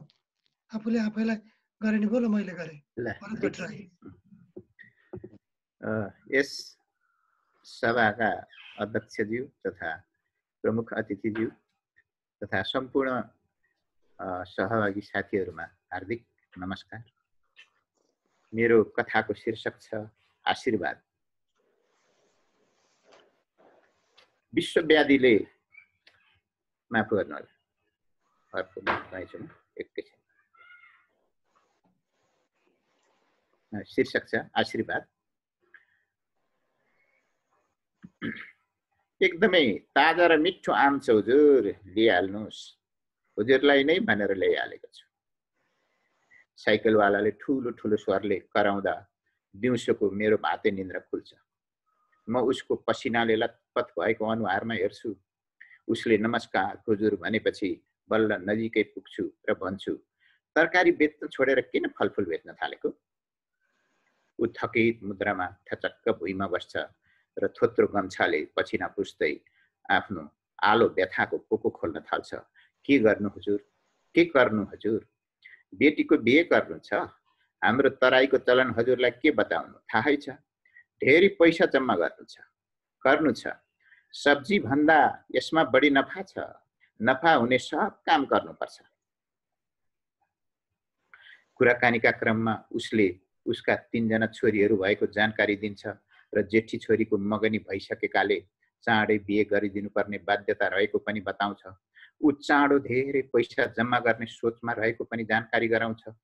उसले त्यस दिन मलाई अलि बढी नै फलफुल लिन कर गर्यो। मैले पनि उसको आग्रहलाई बुझेर दोब्बर फलफुल किनिदिएँ। त्यतिखेर उसलाई पैसा दिन खोज्दा उसले लिन मानेन र भन्यो, अहिले पैसा लिन्न हजुर। किन नि? मैले भने, म धेरैजना साथीहरूसँग किरायामा बस्छु, साथमा पैसा राख्यो भने चोरी हुन सक्छ। हजुरको साथमा रह्यो भने सुरक्षित भइहाल्छ। बिटियाको बिहेको बेलामा जम्मा गरेर लगिहाल्छु। यस्तै गरी गरी उसले मलाई 6 महिनाभरिमा 3500 को तरकारी र फलफुल खुवायो। पैसा लाने बेला भएन, म बारम्बार सोध्थेँ उसलाई। ऊ अलिपछि भनेर टारिरहन्थ्यो। मैले उसको अभिभावकीय इमान्दारी र मेहनतबाट प्रभावित भएर श्रीमतीसित खुसुक्क सल्लाह गरेको थिएँ। त्यस साइकलवाला भाइलाई हामीले उसको जम्मा भएको पैसामा थप 500 बढी हालेर दिनुपर्छ, जसबाट उसलाई थोरै भए नि सहयोग हुन्छ। एक दिन ऊ निकै हताश देखिन्थ्यो। कारण खोल्दै उसले बतायो, के गर्नु हजुर, हुनेवाला जमाई राजाले एउटा साइकलले हुँदैन, 2टा साइकल चाहिन्छ भनेको छ। फेरि 1 महिना बढी दुःख गर्नुपर्छ यसको लागि। छोरीको इज्जतका खातिर यति गर्नुपर्ने भयो हजुर। ए हो र? उसलाई साँप्रामाथि पीडो भएको सम्झेर मलाई दुःख लाग्यो र भने, यसपछि उसले मेरा छिमेकी साथीहरूलाई पनि नयाँ ग्राहकहरू बनायो। यसको झन्डै 1 महिनापछि ऊ आयो र पैसा लिएर घर जाने कुरा गर्यो। हामीले उसलाई एकछिन आराम गरेर खाजा खाएर जान भन्यौँ। बिदा हुने बेलामा मैले उसको जम्मा भएको पैसामा 1000 बढी थपेर दिएँ र भने, लौ छोरीको बिहे राम्रोसँग गरिदिनु, साइकल किन्न तिमीलाई यसले सहयोग हुन्छ। उसले त्यतिखेर बरबरी आँसु खसाल्यो र मेरो खुट्टामा छोएर भावुक हृदयले धन्यवाद दियो। हामीले त्यो धन्यवाद कुनै दिव्य शक्तिले दिएको आशीर्वाद ठान्यौँ। हामीले त्यो धन्यवाद कुनै दिव्य शक्तिले दिएको आशीर्वाद ठान्यौँ। धन्यवाद। राम्रो है, राम्रो, कस्तो मिठो आशीर्वाद। अब कपिल सर, कपिल लामिछाने सर, सरको पनि लघु कथा पक्कै छ। कपिल सर, कपिल लामिछाने। म एकछिनपछि भन्छु, म खोज्दैछु के भन्नु। त्यसो हो भने म अब खेमराज सरबाट जानुपर्छ। खेमराज सर तयार हुनुहुन्छ? हजुर, म तयार छु। ल खेमराज सरको। नमस्कार। सभाको अध्यक्षता गरिरहनु भएका वरिष्ठ आख्यानकार, म चाहिँ लघु कथा कुनुको संस्थापक एडमिन भन्न रुचाउँछु नारायण तिवारी सरलाई सर्वप्रथम नमन गरेँ।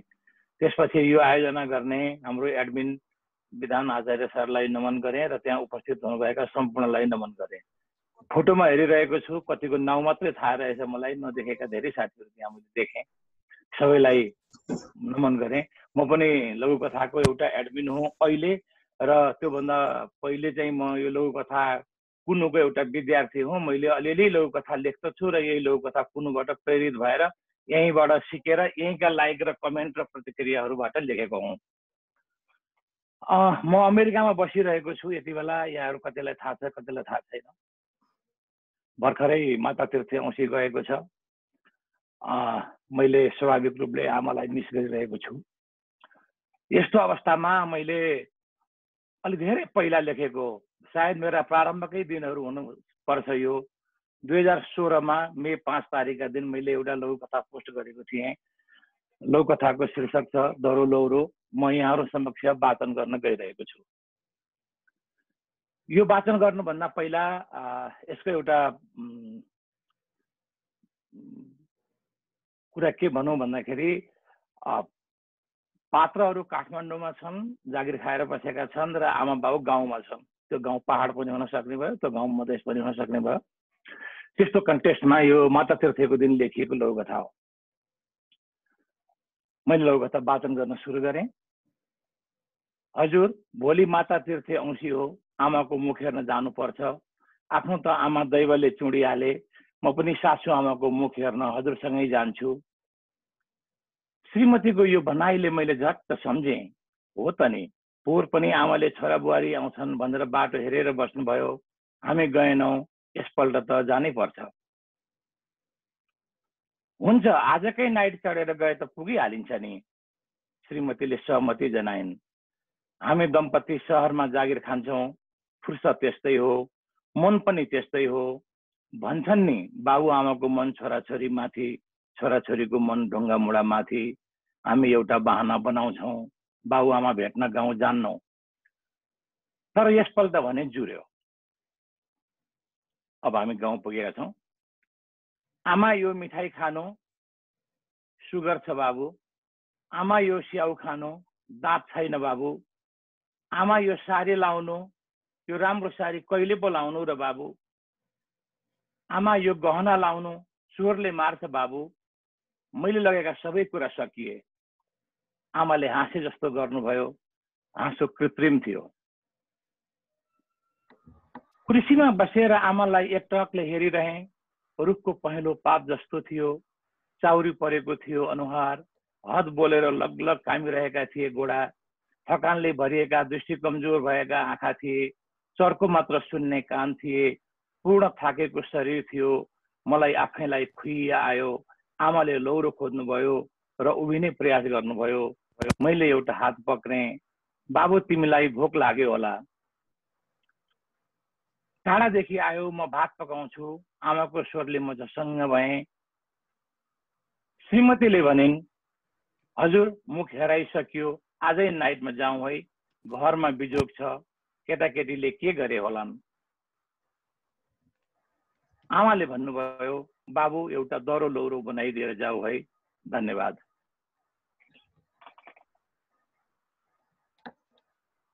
मैले लघु कथा सकेँ। नमस्ते भन्नु। हामीले पढेको, हेरेको, सुनेको लघुकथा। कपिल सर तपाईँ तयार हुनुहुन्छ? बिल्कुल तयार छु। ल यसपछि कपिल लामिछाने, प्राध्यापक डाक्टर कपिल लामिछाने, हाम्रो कुरोको समीक्षक बने। धन्यवाद अध्यक्षज्यू तथा उपस्थित साथीहरू। राहत लघुकथाको शीर्षक राहत। टेलिभिजन हेरेर लकडाउनको समय बिताउँदै थिएँ। एक प्रसिद्ध च्यानलमा ध्यान अडियो। प्रत्यक्ष प्रसारण भइरहेको थियो। आफ्नो नाम, ठेगाना, मोबाइल नम्बर दिँदै एक युवाले बिलौना पोथे। भान्सामा एक गेडो चामल छैन, खै कहाँ छ सरकार, खै कहाँ छन् मनकार्ने मान्छेहरू। ओडाले घर घरमा राहत भाँडेको छ, तपाईँ कसरी छुट्नुभयो? पत्रकारले सोधे। मरिजान, केही थाहा पत्तो छैन, भान्सामा एक गेडो छैन, यस्तो हो भने भोक भोकै मरिने भइयो।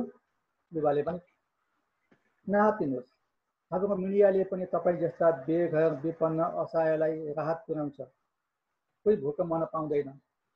पत्रकारले आश्वासन दिए। मेरो मन खुल्लो भयो। सोचेँ म जिउँदो भएको के सार। जुर्क उठेँ। आफूले खान राखेको 5-7 किलो चामल, 1 किलो दाल, आलु, प्याज, नुन, तेल जोडजाड पारेर झोलामा हालेँ। पुलिसका आँखा छल्दै भित्री बाटो 5 किलोमिटर हिँडेर उसको टोलसम्म पुगेँ र घर पत्ता लगाएँ। बेला त राम्रै रहेछ, मनमनै सोचेँ। घर 3.5 तलाको थियो। भुइँ तलामा किराना पसल रहेछ, त्यो खुलै थियो। मध्याह भएकाले होला ग्राहक चाहिँ देखिएनन्। त्यो पसलमै भेटियो। खुसीले राहत सुन्थेँ। उसले धन्यवाद भन्यो र राहतको झोला पसलको एक कुनामा राख्यो। त्यो पसलमा भित्र बाहिर गर्दै थियो। छिङ्गो उभिएर हेर्ने। बिचरा भयङ्कर काम पनि थाले जस्तो छ। साउको दिल पग्लेर होला काम दिएको, मैले सोचेँ। मैले दिएको झोला मुनि देखाउँदै सोधेँ, त्यो के हो? उसले भन्यो, राहत। त्यसभन्दा मुनिका नि? मैले सोधेँ। ती पनि राहत। त्यो पसलको साहुलाई धन्यवाद दिनु थियो। मैले भने, दिनुहोस् न। मैले भने, बोलाउनुहोस्। यहीँ छु। उसले भन्यो, यहीँ छु। तपाईँ साहुजी? अनि के त? एकपटक घर बेटीलाई भेटौँ न त। भेट्नुहोस्, मैले भने, बोलाइदिनुहोस् न त। उसले भन्यो, बोलाउनु पर्दैन, म यहीँ छु। बिहान टिभीमा भान्सामा एक गेडो चामल छैन भने तपाईँ नै होइन न भने। कि म झुक्किएँ? किन झुक्किनुहुन्थ्यो? यतिका मनकार्ने मान्छे मै हुँ।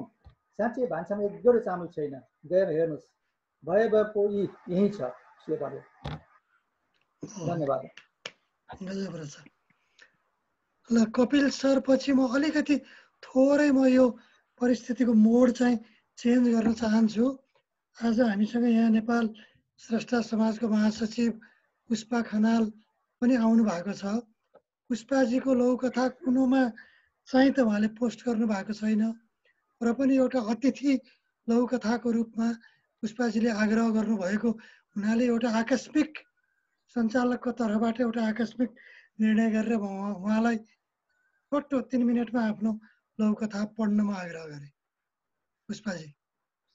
हुन्छ, धन्यवाद सर, धेरै धेरै यो अवसर प्रदान गरिदिनु भएकोमा सम्पूर्णमा नमस्कार। मेरो लघुकथा मैले धेरै लेखेको छैन, मात्रै एउटा हो, त्यही वाचन गर्ने अनुमति दिनुभयो। म अब वाचन गर्न गइरहेकी छु। मैले देखेको सपना। म सानो छँदा धेरै सपनाहरू देख्ने गर्थेँ। कहिले पसलको मिठाई चोरेर खाएको त कहिले बगैँचाको फलफुल। विद्यालयमा जाँदा सोच्थेँ, धन्न हिजो रातिको सपनामा फुटाइ नखाएको। एक्लै हाँसो उठ्थ्यो, बाउलाई चाहिँ हाँस्थे पनि। अलिक ठुलो भएपछि मैले देख्ने सपना पनि परिवर्तनमा आयो। ठुला ठुला महलमा बसेको, मोटर गाडीमा चढेर सहरका गल्ली गल्ली चहारेको देख्न थालेँ।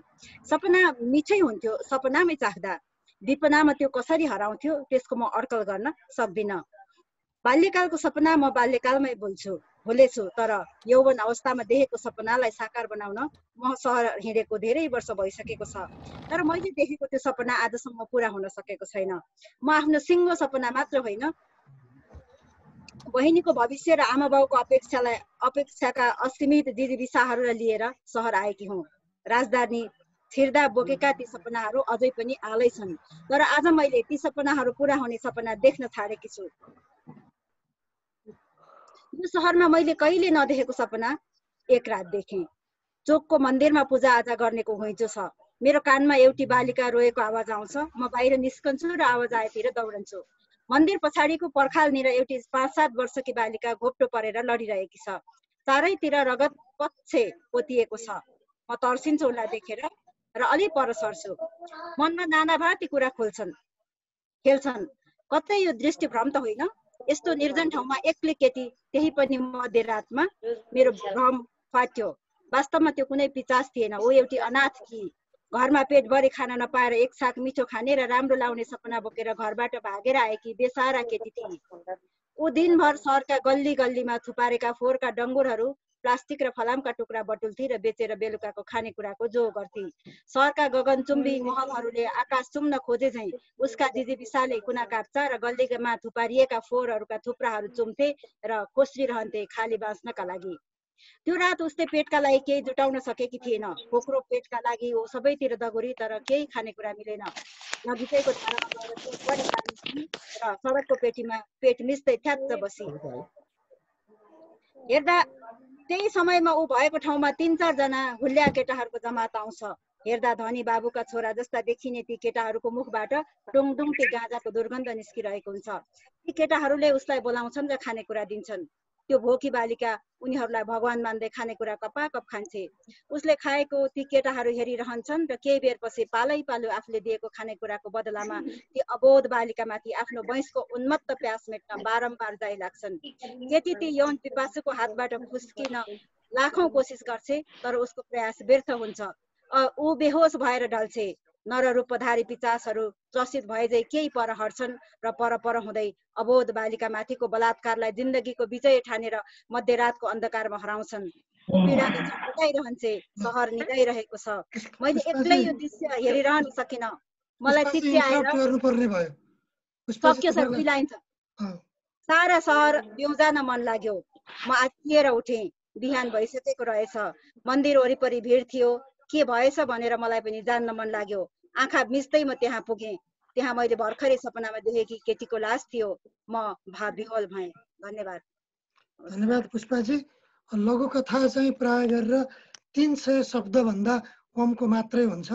तपाईँको यो लघुकथा 350 शब्दको रहेछ सर। हजुर, 350 शब्दको रहेछ। अलिकति लामो अनुभव भयो, त्यसैले फेरि चाहिँ लघुकथालाई अलि ध्यान दिनु होला भन्ने मैले आग्रह गरेँ। अब यसपछि हामी चाहिँ एकदम लगभग हाम्रो कार्यक्रमको अन्तिममा छौँ। हाम्रा एडमिन मित्रहरूमध्ये खेमराज सरले लघुकथा वाचन गरेर सुनाउनु भयो। त्यसै गरेर राजन कार्कीजी अहिले हुनुहुन्छ यहाँ, तर उहाँले आज म केही सुनाउँदिनँ, म साक्षी मात्रै बसेँ भनेर भन्नुभएको छ। मैले उहाँलाई पनि उहाँको इच्छा अनुसार हार्दिक नमन गरेँ। राजनजीको भिडियोसम्म मात्रै भए पनि देख्न पाएको भए हुन्थ्यो भन्ने लागेको थियो, तर भिडियो पनि अन भएन। राजनजी सुन्नु भएको छ भने कृपया बोलेर भए पनि केही कुरा बोलिदिनुहोस्, हामी समक्ष राखिदिनुहोस्। राजनजी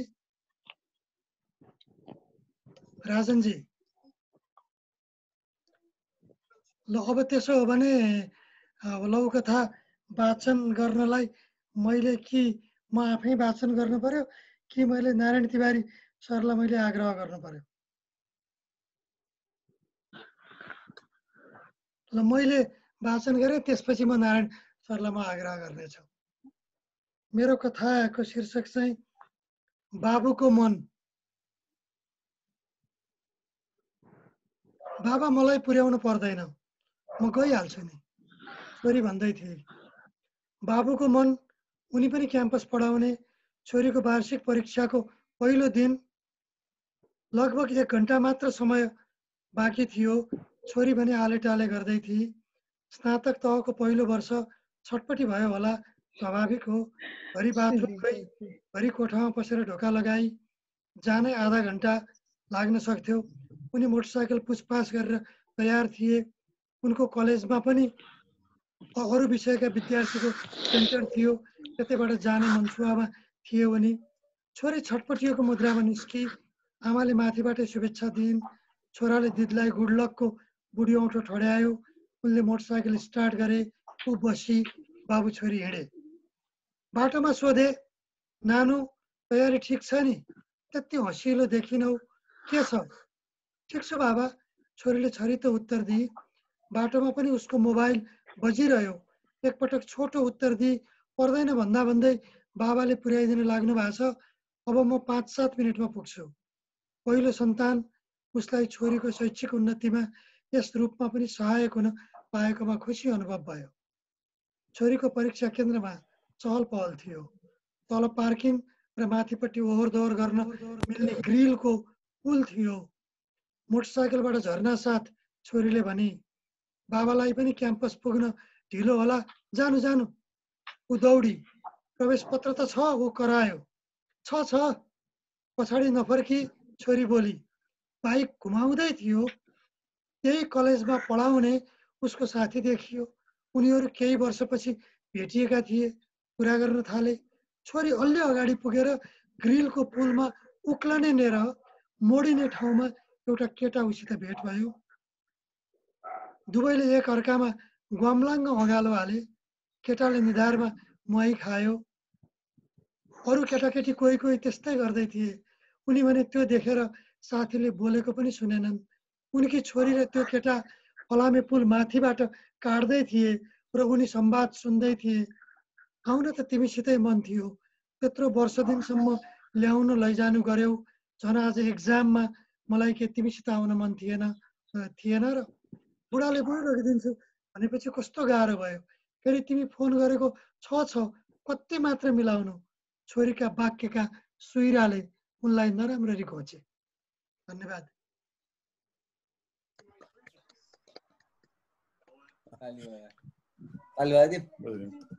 आयो सबैको आयो। ल, अब यसपछि म चाहिँ नारायण तिवारी सर, उहाँले अध्यक्षको हैसियतले नै आफूले बोल्दा कथा वाचन गर्नुहुन्छ कि अहिले वाचन गर्नुहुन्छ? उहाँको जिम्बामा छोडे मैले। धन्यवाद छ विधानजी। अब लघुकथा त एउटा वाचन गर्नै पर्यो होइन? ल गरौँ, त्यसपछि अनि पछि छुट्टै बोलाउँला। अनि म बल्ल दाजुबाट आउँछु। यो एउटा सानो कुरा चाहिँ भनिहालौँ। मलाई चाहिँ अहिले कस्तो लागिरहेछ भने हामी यो लघुकथा कुनो चाहिँ स्थापना भएको 9 वर्ष अहिले हुँदैछ, 10औं वर्ष अब लाग्ने क्रममा छ। पहिलोचोटि मैले मेरो घरमा गरेका थिएँ वार्षिकोत्सव। हामी त्यस बेला 3जना जति मसँगै 4जना छौँ जस्तो लाग्यो मलाई। राजन सिलवाल, भरत भट्टराई, विधानजी, यो समूहमा। दोस्रो चोटि दुर्गाजीकोमा, दुर्गा ग्वालटारेकोमा गरेका थियौँ। यो दोस्रो चोटि भन्नाले दोस्रो वर्षगाँठ मनाउने नै होइन कि यो चौथो पाँचौँमा पुगेको थियो क्या। र यो मलाई त्यही कडीमा यो जोडियो जस्तो लाग्यो आजको। यो पनि एउटा त्यही सिलसिला जस्तो लाग्यो। घरैमा बसेर मनाए जस्तो, घरमै छौँ अहिले हामी लकडाउनमा है। यो एकातिर बाध्यता छ लकडाउनको, अर्कोतिर यो एउटा खुसी पनि जस्तो लाग्यो मलाई। सबैलाई धन्यवाद, सबै सहभागी हुनुभएकोमा यति भन्छु। र म मेरो लघुकथा सुनाउँछु। यो लघुकथा कुनोमा पोस्ट गरिसकेका लघुकथा हो। यसको शीर्षक छ परिचय। एउटा साहित्यिक कार्यक्रममा उपस्थित थिएँ। अलि ढिलो गरी पुगेको थिएँ। कार्यक्रम सुरु भइसकेको थियो। मञ्चमा विराजमान मध्ये एकजना अलिक नौला नौला लागिरहेका थिए, पहिले नदेखेको। कार्यक्रमभरि ती नौला मानिसकै प्रशस्ति चलिरह्यो। कार्यक्रमको आयोजना चाहिँ अरे अमेरिकाबाट पालेका तिनै व्यक्तिको स्वागतमा। उनको परिचय चाहिँ के? मैले नजिकै बसेका अर्का व्यक्तिलाई फुसफुसाएर सोधेँ, अमेरिकाबाट? यति भन्दै त्यो व्यक्ति आवाज ननिकालेर खितितिति हाँस्यो। कार्यक्रममा मञ्चासीन सबै वक्ताहरूले ती अमेरिकाबाट आएको व्यक्तिको प्रशस्ति गान गरे, पालै पालो। त्यही पनि मेरो जिज्ञासा शान्त भएन। कार्यक्रम सकियो। मैले फेरि फुसफुसाएर सहभागी अर्कालाई फेरि अर्कालाई सोधिरहेँ, आखिर उनको परिचय चाहिँ के? सबैले खितितिति गरेकै भावमा जवाफ फर्काए, अमेरिकाबाट भनेपछि पुगेन, बुझ्नुहोस् न, अमेरिकाबाट भनेपछि अमेरिकाबाट, परिचय नै अमेरिकाबाट क्या? अन्तिममा मैले मलाई निम्त्याउने आयोजक नारायणजीलाई सोधेँ। मैले यसमा मेरै नाम राखेँ पात्रमा। अन्तिममा मैले मलाई निम्त्याउने आयोजक नारायणजीलाई सोधेँ, होइन हो कि उहाँको परिचय चाहिँ के हो भने? नारायणजीले मलाई तानेर एउटा कुनामा लगे। तपाईलाई पनि हामीले सामेल गराउने सोचेका छौँ, नजानु होला। सबै गइसकेपछि अर्को कार्यक्रम चल्ने छ हाम्रो। केही बेरपछि अर्को कार्यक्रम चल्यो। सबैका हातमा जाम टक्राए। म पनि मस्तीले खाएँ पिएँ। तर पनि मेरो मुखबाट भने फुसफुस यही शब्द फुस्किरहेको थियो, आखिर उनको परिचय चाहिँ के? धन्यवाद। राम्रो। अब यसपछि म यादव दाजुलाई कथा मात्रै सुनाउन मैले आग्रह गरेँ। प्रमुख अतिथिको मन्तव्य चाहिँ म एकछिन पछि बोलाउँछु। अहिले चाहिँ कथा मात्रै। पहिला कथाको श्रृङ्खला सिद्ध्याउँ, त्यसपछि हाम्रो समीक्षकहरूले छोटोमा बोल्नु हुनेछ, अनि बल्ल हामी औपचारिकतातिर जान्छौँ। हजुरको कथा मात्रै दाजु अहिले।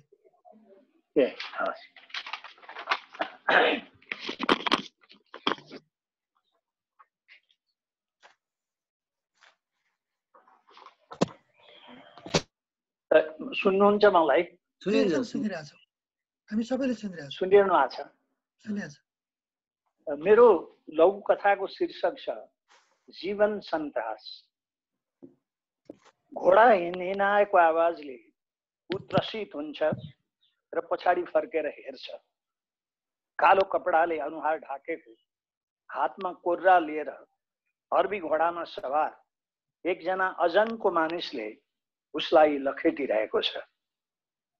मरुभूमिको तप्त कन्थर मैदानमा बेसोजले भागिरहेको छ, मुक्तिका लागि, ज्यान बचाउनका लागि। लखेट्ने र लखेटिने क्रम चलिरहन्छ। मरुभूमिको बालु उडाउँदै हुरीको लहर चल्न थाल्छ, सुइँ सुइँ। उसको श्वासमा र हुरीको ध्वनि सँगै मिसिन्छ। हुरीले उडाएको बालुवाले सम्पूर्ण वातावरणलाई ढाकिदिन्छ र चारैतिर अन्धकार फैलिन्छ। त्यही अँध्यारोमा लखेट्ने र लखेटिने दुवै विलुप्त हुन्छन्, दृश्य स्थिर हुन्छ। लखेटिनेको नाम हो कर्मवीर शर्मा। उमेर यस्तै 55 वर्ष। कर्मवीर विगत 50 वर्षदेखि हरेक रात एउटै सपना देखिरहेको छ, आफू भागिरहेको र अजङ्को मानिसले लखेटिरहेको। जीवन त वर्तमान हो को आवाज चारैतिरबाट प्रतिध्वनित भइरहन्छ। जीवन त वर्तमान हो, जीवन त वर्तमान हो। तर यो लखेटाइले उसलाई कहिले भूततर्फ र कहिले भविष्यतर्फ दौडाइरहेको हुन्छ, दपेटिरहेको हुन्छ। वर्तमानमा अड्नै दिँदैन, टिक्नै दिँदैन, बाँच्नै दिँदैन। ऊ जीवनदेखि थाकिसकेको छ। आज राति फेरि उसलाई ऐठन भयो। ढुङ्गामाथि बज्रिएको समयको टापको आवाज चर्को हुँदै जान्छ। ऊ पहाडको उकालोमा दौडिरहेको छ। घोडसवारले उसलाई लखेटिरहेको छ। भाग्दा भाग्दा ऊ पहाडको चुचुरोमा आइपुग्छ। अब भाग्ने कुनै ठाउँ छैन। उसले पछाडि फर्केर हेर्यो। उसलाई सधैँ लखेटिरहने घोडसवार उसको नजिकै आइसकेको थियो। पहाड नै थर्काउने गरी हावाको झोक्का आयो र सवारले अनुहार छोपिरहेको कालो कपडा उडाएर लग्यो। कर्मवीरले सवारलाई विस्तारित र विस्मयकारी आँखाले हेरिरह्यो। उसको मुख आश्चर्यमा खुलेको खुलै रह्यो। उसले घोडसवारलाई चिन्यो। उसलाई जीवनभर लखेटिरहने घोडसवार अरू कोही नभएर कर्मवीर शर्मा थियो। वाह, कस्तो मनोवैज्ञानिक, आफूले आफैलाई लखेटे जस्तो अवस्थाको चाहिँ एउटा कथा हामीले सुन्यौँ दाजु। हार्दिक अभिवादन। र यो सँगसँगै यो कथा सँगसँगै हाम्रो लघुकथा वाचनको श्रृङ्खला चाहिँ अब सकिन्छ। मलाई त पानी ल्याऊ। अब यसपछि म हाम्रा समीक्षकहरूतिर जान चाहन्छु। म सबैभन्दा पहिला म डाक्टर भरत कुमार भट्टराईलाई आज वाचन गरिएका कविताहरू, कथाहरूको तिनीहरूको प्रवृत्ति, तिनीहरूको प्रस्तुति, तिनीहरूको भावभूमि र अहिलेको समकालीन अवस्थामा तिनीहरू कहाँनिर छन् भन्ने बारेमा अलिकति बताइदिन हुन हार्दिक अनुरोध गर्दछु। यहाँलाई बढीमा हामी 5 मिनट मात्रै समय दिन सक्छौँ होला। समय अलि घर्किसकेको छ। डाक्टर भरत भट्टराई, त्यसपछि म डाक्टर कपिल लामिछाने पाठा आउनेछु। भरत भट्टराई। पुनः नमस्कार। आज बातचित जे जति लघु कथाहरू हुन् तिनीहरू केहीलाई छोडेर अरू सबै लघु कथा कुनु भित्रै समेटिएका लघु कथा रहेछन् र लघु कथाले समेट्नु पर्ने जुन विषयगत विविधता हो त्यो विविधता आज बातचित अथवा पठित कथाहरूमा पनि प्रष्टसँग देखिएको छ। विशेष गरी हाम्रो समाजमा रहेका विकृति विसङ्गति, मान्छेका मनोवैज्ञानिक पक्षहरू अनि समाजमा नारीप्रति देखाइने दृष्टिकोण र एउटा गिर्दो जुन मानवीय मूल्य छ त्यो मानवीय मूल्य, नारीमाथि हुने प्रकारका हिंसाहरू अनि धन सम्पत्तिका माध्यमबाट मान्छेलाई हेर्ने प्रवृत्ति अनि पारिवारिक विचलन विघटनका कुराहरू अनि सँगसँगै बालबालिकाहरूमा आफूले अनुभव गरेका परिस्थितिहरूबाट उत्पन्न भएका नवीन चेतना जस्ता कुराहरू नै यसमा आएका छन् आज सुनाइएका लघुकथाहरूमा। र लघुकथाको शिल्प सबैको राम्रो लागेको छ मलाई, किनभने सामान्य रूपमा त्यो प्रस्तुत गरेका लिखित रूपमा प्रस्तुत गरेका प्रस्तुति भन्दा पनि आज चाहिँ यो वाचनका दृष्टिकोणबाट ज्यादै जीवन्त भएको जस्तो मलाई लागेको छ। किनभने वाचनका क्रममा लघुकथा वाचकहरूबाट जुन किसिमको एउटा हाउभाउ अथवा जुन किसिमको एउटा भावभङ्गिमा हो त्यो भावभङ्गिमालाई साह्रै राम्रोसँग उहाँहरूले आफ्नै स्वरमा प्रस्तुत गर्दाखेरि झन् लघुकथाहरू जीवन्त बनेको मैले अनुभव गरेको छु। र अहिले चाहिँ हाम्रो जुन एउटा विश्व परिवेश भनौँ, लघुकथाको म विश्व परिवेश भन्न रुचाउँछु, किनभने यो भर्चुअल दुनियाँमा हामी प्रवेश गरिसकेका छौँ। अब कुनै पत्रकारको कुनै पत्रिकाका चाहिँ सम्पादकहरूको भनौँ चाकरीमा लाग्नुपर्ने अथवा उसँग सुमधुर सम्बन्ध गाँच्नुपर्ने अथवा अन्य विकल्पहरू अँगालेर आफ्ना कथाहरू लघुकथाहरू प्रस्तुत गर्नुपर्ने अवस्थाबाट हामी मुक्त भइसकेका छौँ। विश्व खुला एउटा चौतारी जस्तो बनिसकेको छ। यस अवस्थामा यो जुन भर्चुअल दुनियाँबाट अथवा यो के अरे फेसबुकका माध्यमबाट हामी जे जसरी सहज रूपमा अत्यन्तै खुल्लम खुल्ला भएर एकदमै स्वतन्त्रताको चरम एउटा चाहिँ प्राप्तिबाट जसरी अघि बढ्न हामीलाई साह्रै सहज भइराखेको छ, यसले हाम्रो साहित्यको विकासमा पनि ठुलो योगदान पुर्याएको अनुभव मलाई भएको छ। पढि नसक्ना लघुकथाहरू आएका छन्। नयाँ नयाँ मतलब लघुकथाकारहरूको चाहिँ विकास भइराखेको छ र उहाँहरूले नयाँ नयाँ क्षेत्रलाई, नयाँ नयाँ प्रसङ्गलाई, नयाँ नयाँ ढङ्गलाई, नयाँ नयाँ शैलीलाई अँगालेर आफूभित्र, वास्तवमा शैली भनेको कसैबाट चोरिने कुरा होइन, त्यो लघुकथाकारको आफ्नै एउटा विशिष्ट ढङ्ग हो। उसको आफ्नो ढङ्ग, उसको आफ्नो मानसिक संरचनामा हुन्छ। म त त्यही नै भन्छु, मैले पहिलेदेखि पनि त्यही भनेको छु। हरेक व्यक्तिको कथा रचनाको आफ्नो संरचना हुन्छ। त्यो संरचना उसले प्राकृतिक रूपमा प्राप्त गरेको हुन्छ। त्यो प्रतिभा प्रदत्त संरचना हो। त्यो संरचनाले उसलाई जस्तासुकै विषयवस्तु भेटे पनि त्यसलाई साह्रै सुगम किसिमले, साह्रै सहज किसिमले, साह्रै सुन्दर किसिमले, साह्रै मतलब एउटा मनछुने किसिमले प्रस्तुत गर्ने उसका आफ्ना कला हुन्छन्। त्यो कला उसले सहजात रूपमा प्राप्त गरेको हुन्छ। त्यो कसैबाट सिकेको हुँदैन।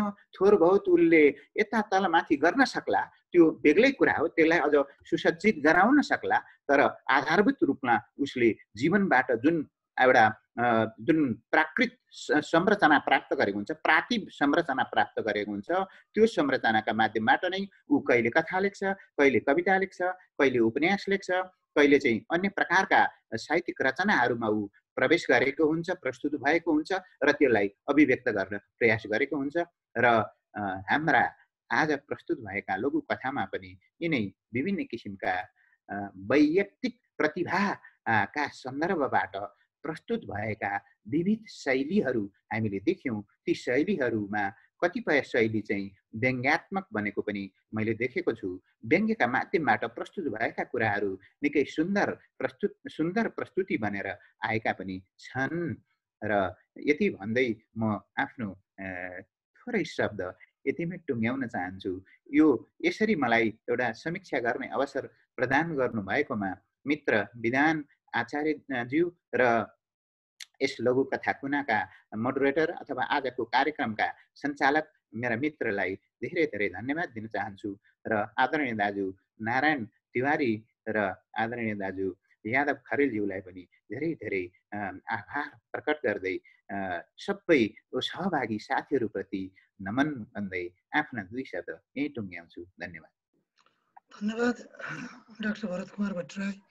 म अब यसपछि डाक्टर कपिल लामिछानेतिर गएँ। उहाँलाई पनि संक्षिप्तमा आज वाचन गरिएका लघुकथाहरूको प्रवृत्तिहरूको बारेमा, तिनको क्यारेक्टरिस्टिक्स, चरित्र चित्रणको बारेमा केही बताएर हामीलाई अनुग्रहित गर्न हुन हार्दिक अनुरोध गर्दछु।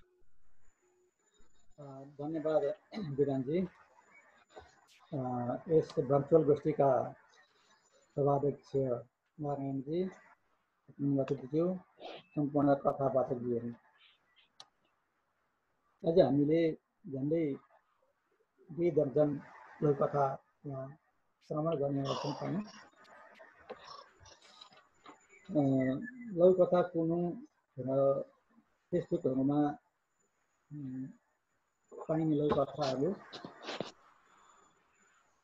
जस्तै जस्तै आज पनि हामीले लघुकथा कुनुबाट नै लघुकथाहरू वाचन गऱ्यौँ। लघुकथाको एउटा स्थूल मापदण्ड भनेको आयाम अथवा यसको शब्द सङ्ख्या आयाम हो। आयामलाई कसरी बुझाउने भन्ने क्रममा मात्र हामीले त्यसलाई शब्द सङ्ख्यामा मापन गर्न गएका हौँ। 200 बढीमा 300 शब्दसम्म जान सकिन्छ। अघि मैले पनि भन्दै हुन्थ्यो। यहाँ वाचन भएका लघुकथाहरू हाम्रो अतिथि पुष्पा खनालजीको बाहेक सबै लघुकथाहरू यो आयामभित्र सीमित छ। यो हिसाबले लघुकथा रहेका छन्। अब जहाँसम्म विषयवस्तुको प्रश्न छ, यी वाचन गरिएका लघुकथाहरूमा खास गरी हेमलता उप्रेतीज्यूको, दीपक लोहनीज्यूको, राजन सिलवालजीको यी तिनवटा लघुकथा बाहेक मैले सम्झेसम्म सबै लघुकथाहरूको विषय समकालीन समाज, समकालीन सन्दर्भ प्रसङ्गसित जोडिएका छन्। दीपकजी, हेमलताजी र राजेनजीका लघुकथाले खास गरी अघि पछि पनि चल्ने हुने विषयलाई खोज्नु भएको छ। समसामयिक चल्ला बल्ला विषयहरू अघि भरत भट्टराईज्यूले बहुत राम्रो समीक्षा गरिसक्नु भएको छ। त्यही वाक्य दोहोऱ्याइरहँ। समसामयिक विषयभित्र पर्ने विसङ्गति, विकृति अनि पारिवारिक विघटन, सानातिना कुरामा हुने जाल झेल, असमझदारी यी पनि लघुकथाका विषय बनाएका छन्। अब जहाँसम्म लघुकथा हामी भन्छौँ, लघुकथा आफैमा विषय आफैमा लघुकथा होइन। लघुको विषयवस्तुलाई लघु आकारमा छोटो छमितो ढङ्गले छिट्टै भ्याउने गरी र भ्याउँदा नभ्याउँदै एउटा झट्का दियोस्।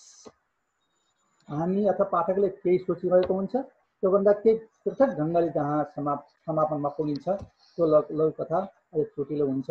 यहाँ सुनिएका वाचन गरिएका अधिकांश लघुकथाहरू त्यही कोटिका छन्। र मलाई बडो खुसी लागेको छ, जुन बेला म लघुकथा लेख्थेँ, यहाँ लघुकथा लेख्दै हुनुहुन्थ्यो अधिकांशले, त्यो बेला लघुकथा लेख्नेहरूको सङ्ख्या एकदम न्यून थियो। कम लघुकथाकार मात्र लघुकथाका संसारमा पत्रपत्रिकाका पेजमा फेसबुकमा भेटिन्थे भने आज लघुकथा अघि भरतजीले पनि भन्नुभयो पढेरै नभ्याइने लघुकथाहरू पोस्ट भइरहेका छन्, छापिरहेका छन्। ती सबै पढ्न त सम्भव छ जस्तो लाग्दैन अहिले आएन। केही निकै यादृच्छिक छनौट गर्दै अध्ययन गर्नुपर्ने, पठन गर्नुपर्ने, वाचन गर्नुपर्ने हुन्छ। र यहाँनिर म एउटा सुझाव पुनः दोहोऱ्याउन चाहन्छु कि अबको युगमा, अबको बेलामा लघुकथा कुनो र लघुकथा सम्बद्ध सम्पूर्ण स्रष्टाहरूको ध्यान लघुकथाको सङ्ख्यात्मक वृद्धिमा भन्दा गुणात्मक वृद्धिमा जानुपर्छ। अब मैले यति लघुकथा लेखेँ भनेर हामी ठुलो कहलाउन सक्दैनन्। 2-4 लघुकथा सुनाएर पाठकको मन मस्तिष्कलाई जित्नुहोस् र पाठकका मन मस्तिष्कमा त्यो दीर्घकालीन पछिसम्म पनि त्यसको झट्का, त्यो तरङ्ग त्यसले छोड्न सकोस्, त्यस्ता लघुकथा मात्र अब कालजयी लघुकथा हुन्छन्। हामी देशी विदेशी अस्ति भर्खर दीपक लोहनीजीले एउटा लघुकथा अनुवाद राख्नुभएको थियो। दीपकजी हेरे हुन्छ, मलाई सुन्दा हुन्छ नि। दीपक लोहनीजीले पोस्ट गर्नुभएको छ लघुकथा कुनै वेबसाइट। त्यो लघुकथा इन्टरनेटबाट अनुवाद गर्नुभएको उहाँले अनुचित थियो। एउटा उहाँले अघि पनि पोस्ट गर्नुभयो, लघुकथा यस्तो होस् कि त्यो पढेपछि त्यही शब्दमा नभए पनि त्यो भाव चाहिँ हामीमा पछि तुरन्तसँग रहिरहोस्। यस्तै लघुकथाहरू देख्दै पनि छु। यो खुसीको विषय पनि हो, मलाई खुसी लागेको छ। आज यहाँ हामीले लघुकथाका स्रष्टा, गायक, नायक, प्रशासक धेरै किसिमका छौँ, तर सबैको एउटै कडी छ, एउटै क्षेत्रमा हामी उनिएका छौँ। लघुकथा भन्ने आएका छौँ। आजका लघुकथा भन्ने आज यहाँ वाचन गरिएका लघुकथाले अधिकांशले अकस्मात आरम्भ भएका छन्। थोरै शब्दमा अकस्मात आरम्भ भएका छन्, थोरै विस्तार भएको छ र अकस्मात एउटा झट्का दिएर समापन भएका छन्। केही अपवादलाई छाडेर गर्ने भने यस हिसाबले अब हामीले अलिकति प्रशंसाको विषय पनि छ कि हामी लघुकथाको गुणवत्तातर्फ सोचिरहेका छौँ। यही नै आजको यो भर्चुअल गोष्ठीले पनि हामीले यो सन्देश दियोस् कि अब हामी सङ्ख्यामा भन्दा पनि गुणमा जोड दिउँ। यहाँ मलाई देख्नुहुन्छ, म सुन्दैछु हरि प्रसाद भण्डारीजी, हामी पनि लगभग 2-4 दिनमा एकचोटि त लघुकथाको बारेमा चर्चा गर्छौँ, मेसेन्जरमा चर्चा गर्छौँ। उहाँले आफ्नो लघुकथा मलाई सुनाउनुहुन्छ, मैले उहाँलाई सुनाउँछु। तर हामीले एक आपसमा उहाँको लघुकथा परिमार्जन गर्नमा मेरो पनि केही योगदान भयो होला, तर मेरो लघुकथालाई अझ सुन्दर बनाउनमा उहाँको योगदान त्यसै गरी हामी साथीहरूमा जहाँ जसौँ जति भ्याउँछौँ एक आपसमा आफ्नो लौकथाहरू सुनेन सुनाएन पढेन पढाएन बल्ल पोस्ट गर्ने भने अझ बेस होला भन्ने म साथीहरूलाई विनम्रतापूर्वक अनुरोध गर्न चाहन्छु। यहाँ धेरैलाई मैले धेरै दिनपछि यसरी फेस टु फेस हेर्न पाएँ, खुसी लाग्यो। यो अवसरको लागि लौकथा कुनका सम्पूर्ण एडमिनज्यूहरू र विशेषतः विधान आचार्यज्यूलाई धन्यवाद दिँदै बिदा लिन्छु। धन्यवाद। हार्दिक धन्यवाद कपिल सर, धेरै धेरै धन्यवाद छ। अब हामी लगभग हाम्रो यो कार्यक्रमको एकदम अन्तिम चरणमा आइपुगेका छौँ। म अब यसपछि आजको हाम्रो यो कार्यक्रमका प्रमुख अतिथि यादव खरेल दाजुलाई आफ्ना केही मन्तव्य प्रकट गर्न हुन म हार्दिक अनुरोध गर्दछु दाजु। अब यो मलाई सुन्नु भएको छ हैन? हामीले सुनेका छौँ। अब यो मलाई विधान आचार्यजीले यहाँ बनाइदिनु हो प्रमुख अतिथि, त्यसको लागि धन्यवाद छ। र अत्यन्त राम्रो धेरै कथाहरू सुन्यो, प्रस्तुतिहरू सुन्यो र यो लकडाउनको बेलामा यो सम्पूर्ण संसारै लकडाउनमा छ। यस्तो अवस्थामा तपाईले नजिकै ल्याइदिनु हो सबैलाई। यसरी यो अहिलेको यो भर्चुअल किसिमबाट भए पनि सबैलाई यसरी नजिकै जो जोडिदिनु हो, यो भाइरसलाई पनि जितेर कोरोनालाई पनि जितेर नजिकै ल्याइदिनु हो, त्यसको लागि पनि धन्यवाद छ। र यो लौकथाको कुरा गर्दाखेरि चाहिँ म अब यो इतिहास त मैले भनिरहनु पर्ने होइन, मभन्दा बढी समालोचकहरू उहाँहरूले पनि बोलिसक्नु भएको छ। अब यो सुरुमा हाम्रो जयनारायण गिरी, त्यस्तै तपाईँको पूर्णप्रसाद ब्राह्मण अनि जगदीश जीहरू उहाँहरूले जो सुरु गर्नुभयो त्यो बेलादेखि नै त्यो जग हालेर सुरु गर्नुभयो। त्यो पछि बढ्दै बढ्दै बढ्दै चाहिँ गएर अहिले त यो सबभन्दा बढी प्रचलनमा आएको साहित्यिक विधा मध्येको उपविधै लघुकथा हो कि जस्तो महसुस गर्छु म पनि। फेसबुक खोले पनि मेसेन्जरको जहाँ खोल्यो भने पनि लघुकथा देखिरहेको छु। त्यसको बाढी नै आएको अवस्था छ। अब यो लघुकथाको एउटा नयाँ परम्परा सुरु गरिदिनु भयो, यो स्रष्टा समाजले सुरु गर्यो। त्यसमा मुख्य मान्छे विधान आचार्यजीलाई उहाँ बधाईको पात्र हुनुहुन्छ। अब यो लघुकथा चाहिँ समाज पनि छ अर्कोतिर, त्यो लघुकथा समाजले पनि पहिला पहिला यसै गरेर गर्ने गर्थ्यो। हाम्रो अहिले त यो गोर्खापत्रमा यतापट्टि हुनुहुन्छ उहाँहरू हुनुहुन्छ, यो के अरे हाम्रो श्री ओम श्रेष्ठ रोदनहरू, त्यो सबै छ। उहाँहरूले पनि एक किसिमबाट प्रयत्नहरू गरिरहनु भएको छ, लघुकथाको प्रमोसन गर्ने त्यो कामहरू भइरहेको छ। त्यसमा अहिलेको अवस्थामा चाहिँ यस्तो कठिन अवस्थामा यसरी सारा मान्छेलाई अगाडि ल्याइदिएर यो लघुकथामाथि यत्रो विवेचना हुने, सबैलाई मौका दिने, सबैलाई अगाडि जोड दिने जो काम गर्नुभयो त्यो काम अत्यन्त प्रशंसनीय काम छ। र यसले निरन्तरता पाइरहोस्, यो लकडाउनको अवस्थामा मात्र होइन, निरन्तर रूपमा विधानजीले गर्नुहुन्छ। उहाँले कविताको पनि गरिरहनु भएको थियो, विविध सृजनात्मक कामहरू गरिरहनुहुन्छ। अहिलेको यस्तो विषम परिस्थितिमा पनि यति सृजनात्मक किसिमबाट सम्पूर्ण स्रष्टाहरूलाई, यत्रो विधि स्रष्टाहरूलाई यति नजिक ल्याइदिनु भयो र एउटा लघुकथा उपविधाको यत्रो राम्रो प्रमोसन गर्नुभयो अनि मौका दिनुभयो यसरी अभिव्यक्त गर्ने आफूलाई। यो सम्पूर्ण कुराहरूको लागि धन्यवाद छ। हार्दिक आभार यादव खरेल चलचित्र निर्देशक। म अब लगभग यो कार्यक्रमको अन्तिममा नै आइपुगेको छु। म अझ मैले प्रश्न पार्न चाहेँ, व्यक्ति त मै हुँ, तर आजको यो आयोजना चाहिँ लघुकथा कुनोका तर्फबाट हामीले गरेका हौँ। म नेपाल स्रष्टा समाजसँग आबद्ध छु, त्यो बेग्लै पाटो हो, तर आजको कार्यक्रमको प्लेटफर्म चाहिँ हाम्रो लघुकथा कुन हो। म यो कुरो यहाँहरूलाई मैले अभिव्यक्त गर्न चाहेँ। र अब हामी लामो समय 5:51 देखाएको छ मेरो यहाँको घडीले। अघि हामी 4:05 प्रारम्भ गरेका थियौँ। 1 घन्टा 46 मिनट हामी यो कार्यक्रममा गइसक्यौँ। अब मलाई लाग्छ 4-5 मिनट मैले आजका अध्यक्ष सभाध्यक्ष नारायण तिवारीज्यूलाई दिएँ भने लगभग 1 घन्टा 50-51 मिनटमा हामी आफ्नो कार्यक्रम सक्छौँ जस्तो लाग्यो। म सबैलाई हार्दिक आभार प्रकट गरेँ, धन्यवाद ज्ञापन गर्दै म अब तपाईँहरूसँगबाट बिदा हुन चाहन्छु।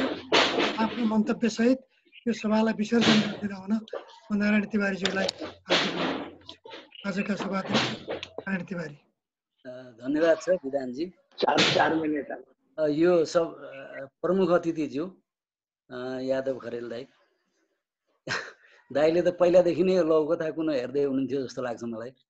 पहिलादेखि नै सायद लौकथा कुनो हेरेपछि नै मसँग दाईको सायद अलिकति चिनाजानी पनि भयो जस्तो लाग्छ। हामी भेटघाट भएको थियौँ, आज पनि सुखद भेटघाट भयो दाईसँग, खुसी लागेको छ। अरू एडमिन साथीहरू हुनुहुन्छ, खेमराजी हुनुहुन्छ, विधानजी। अब अहिले चाहिँ खासमा यो प्रविधिमा ज्ञान हामी एडमिन मध्ये मलाई लाग्छ विधानजीको नै बढी भयो होला र उहाँले यो आयोजना गर्नुभयो, उहाँको नेतृत्वमा यो भइरहेको छ। यो मलाई लाग्छ यो अब हामीले फड्को मार्यौँ। लौकथामा हामी पोस्ट गर्ने खालको मात्रै काम गर्छौँ, अब यो वाचन गर्ने काम पनि सुरु भएको छ।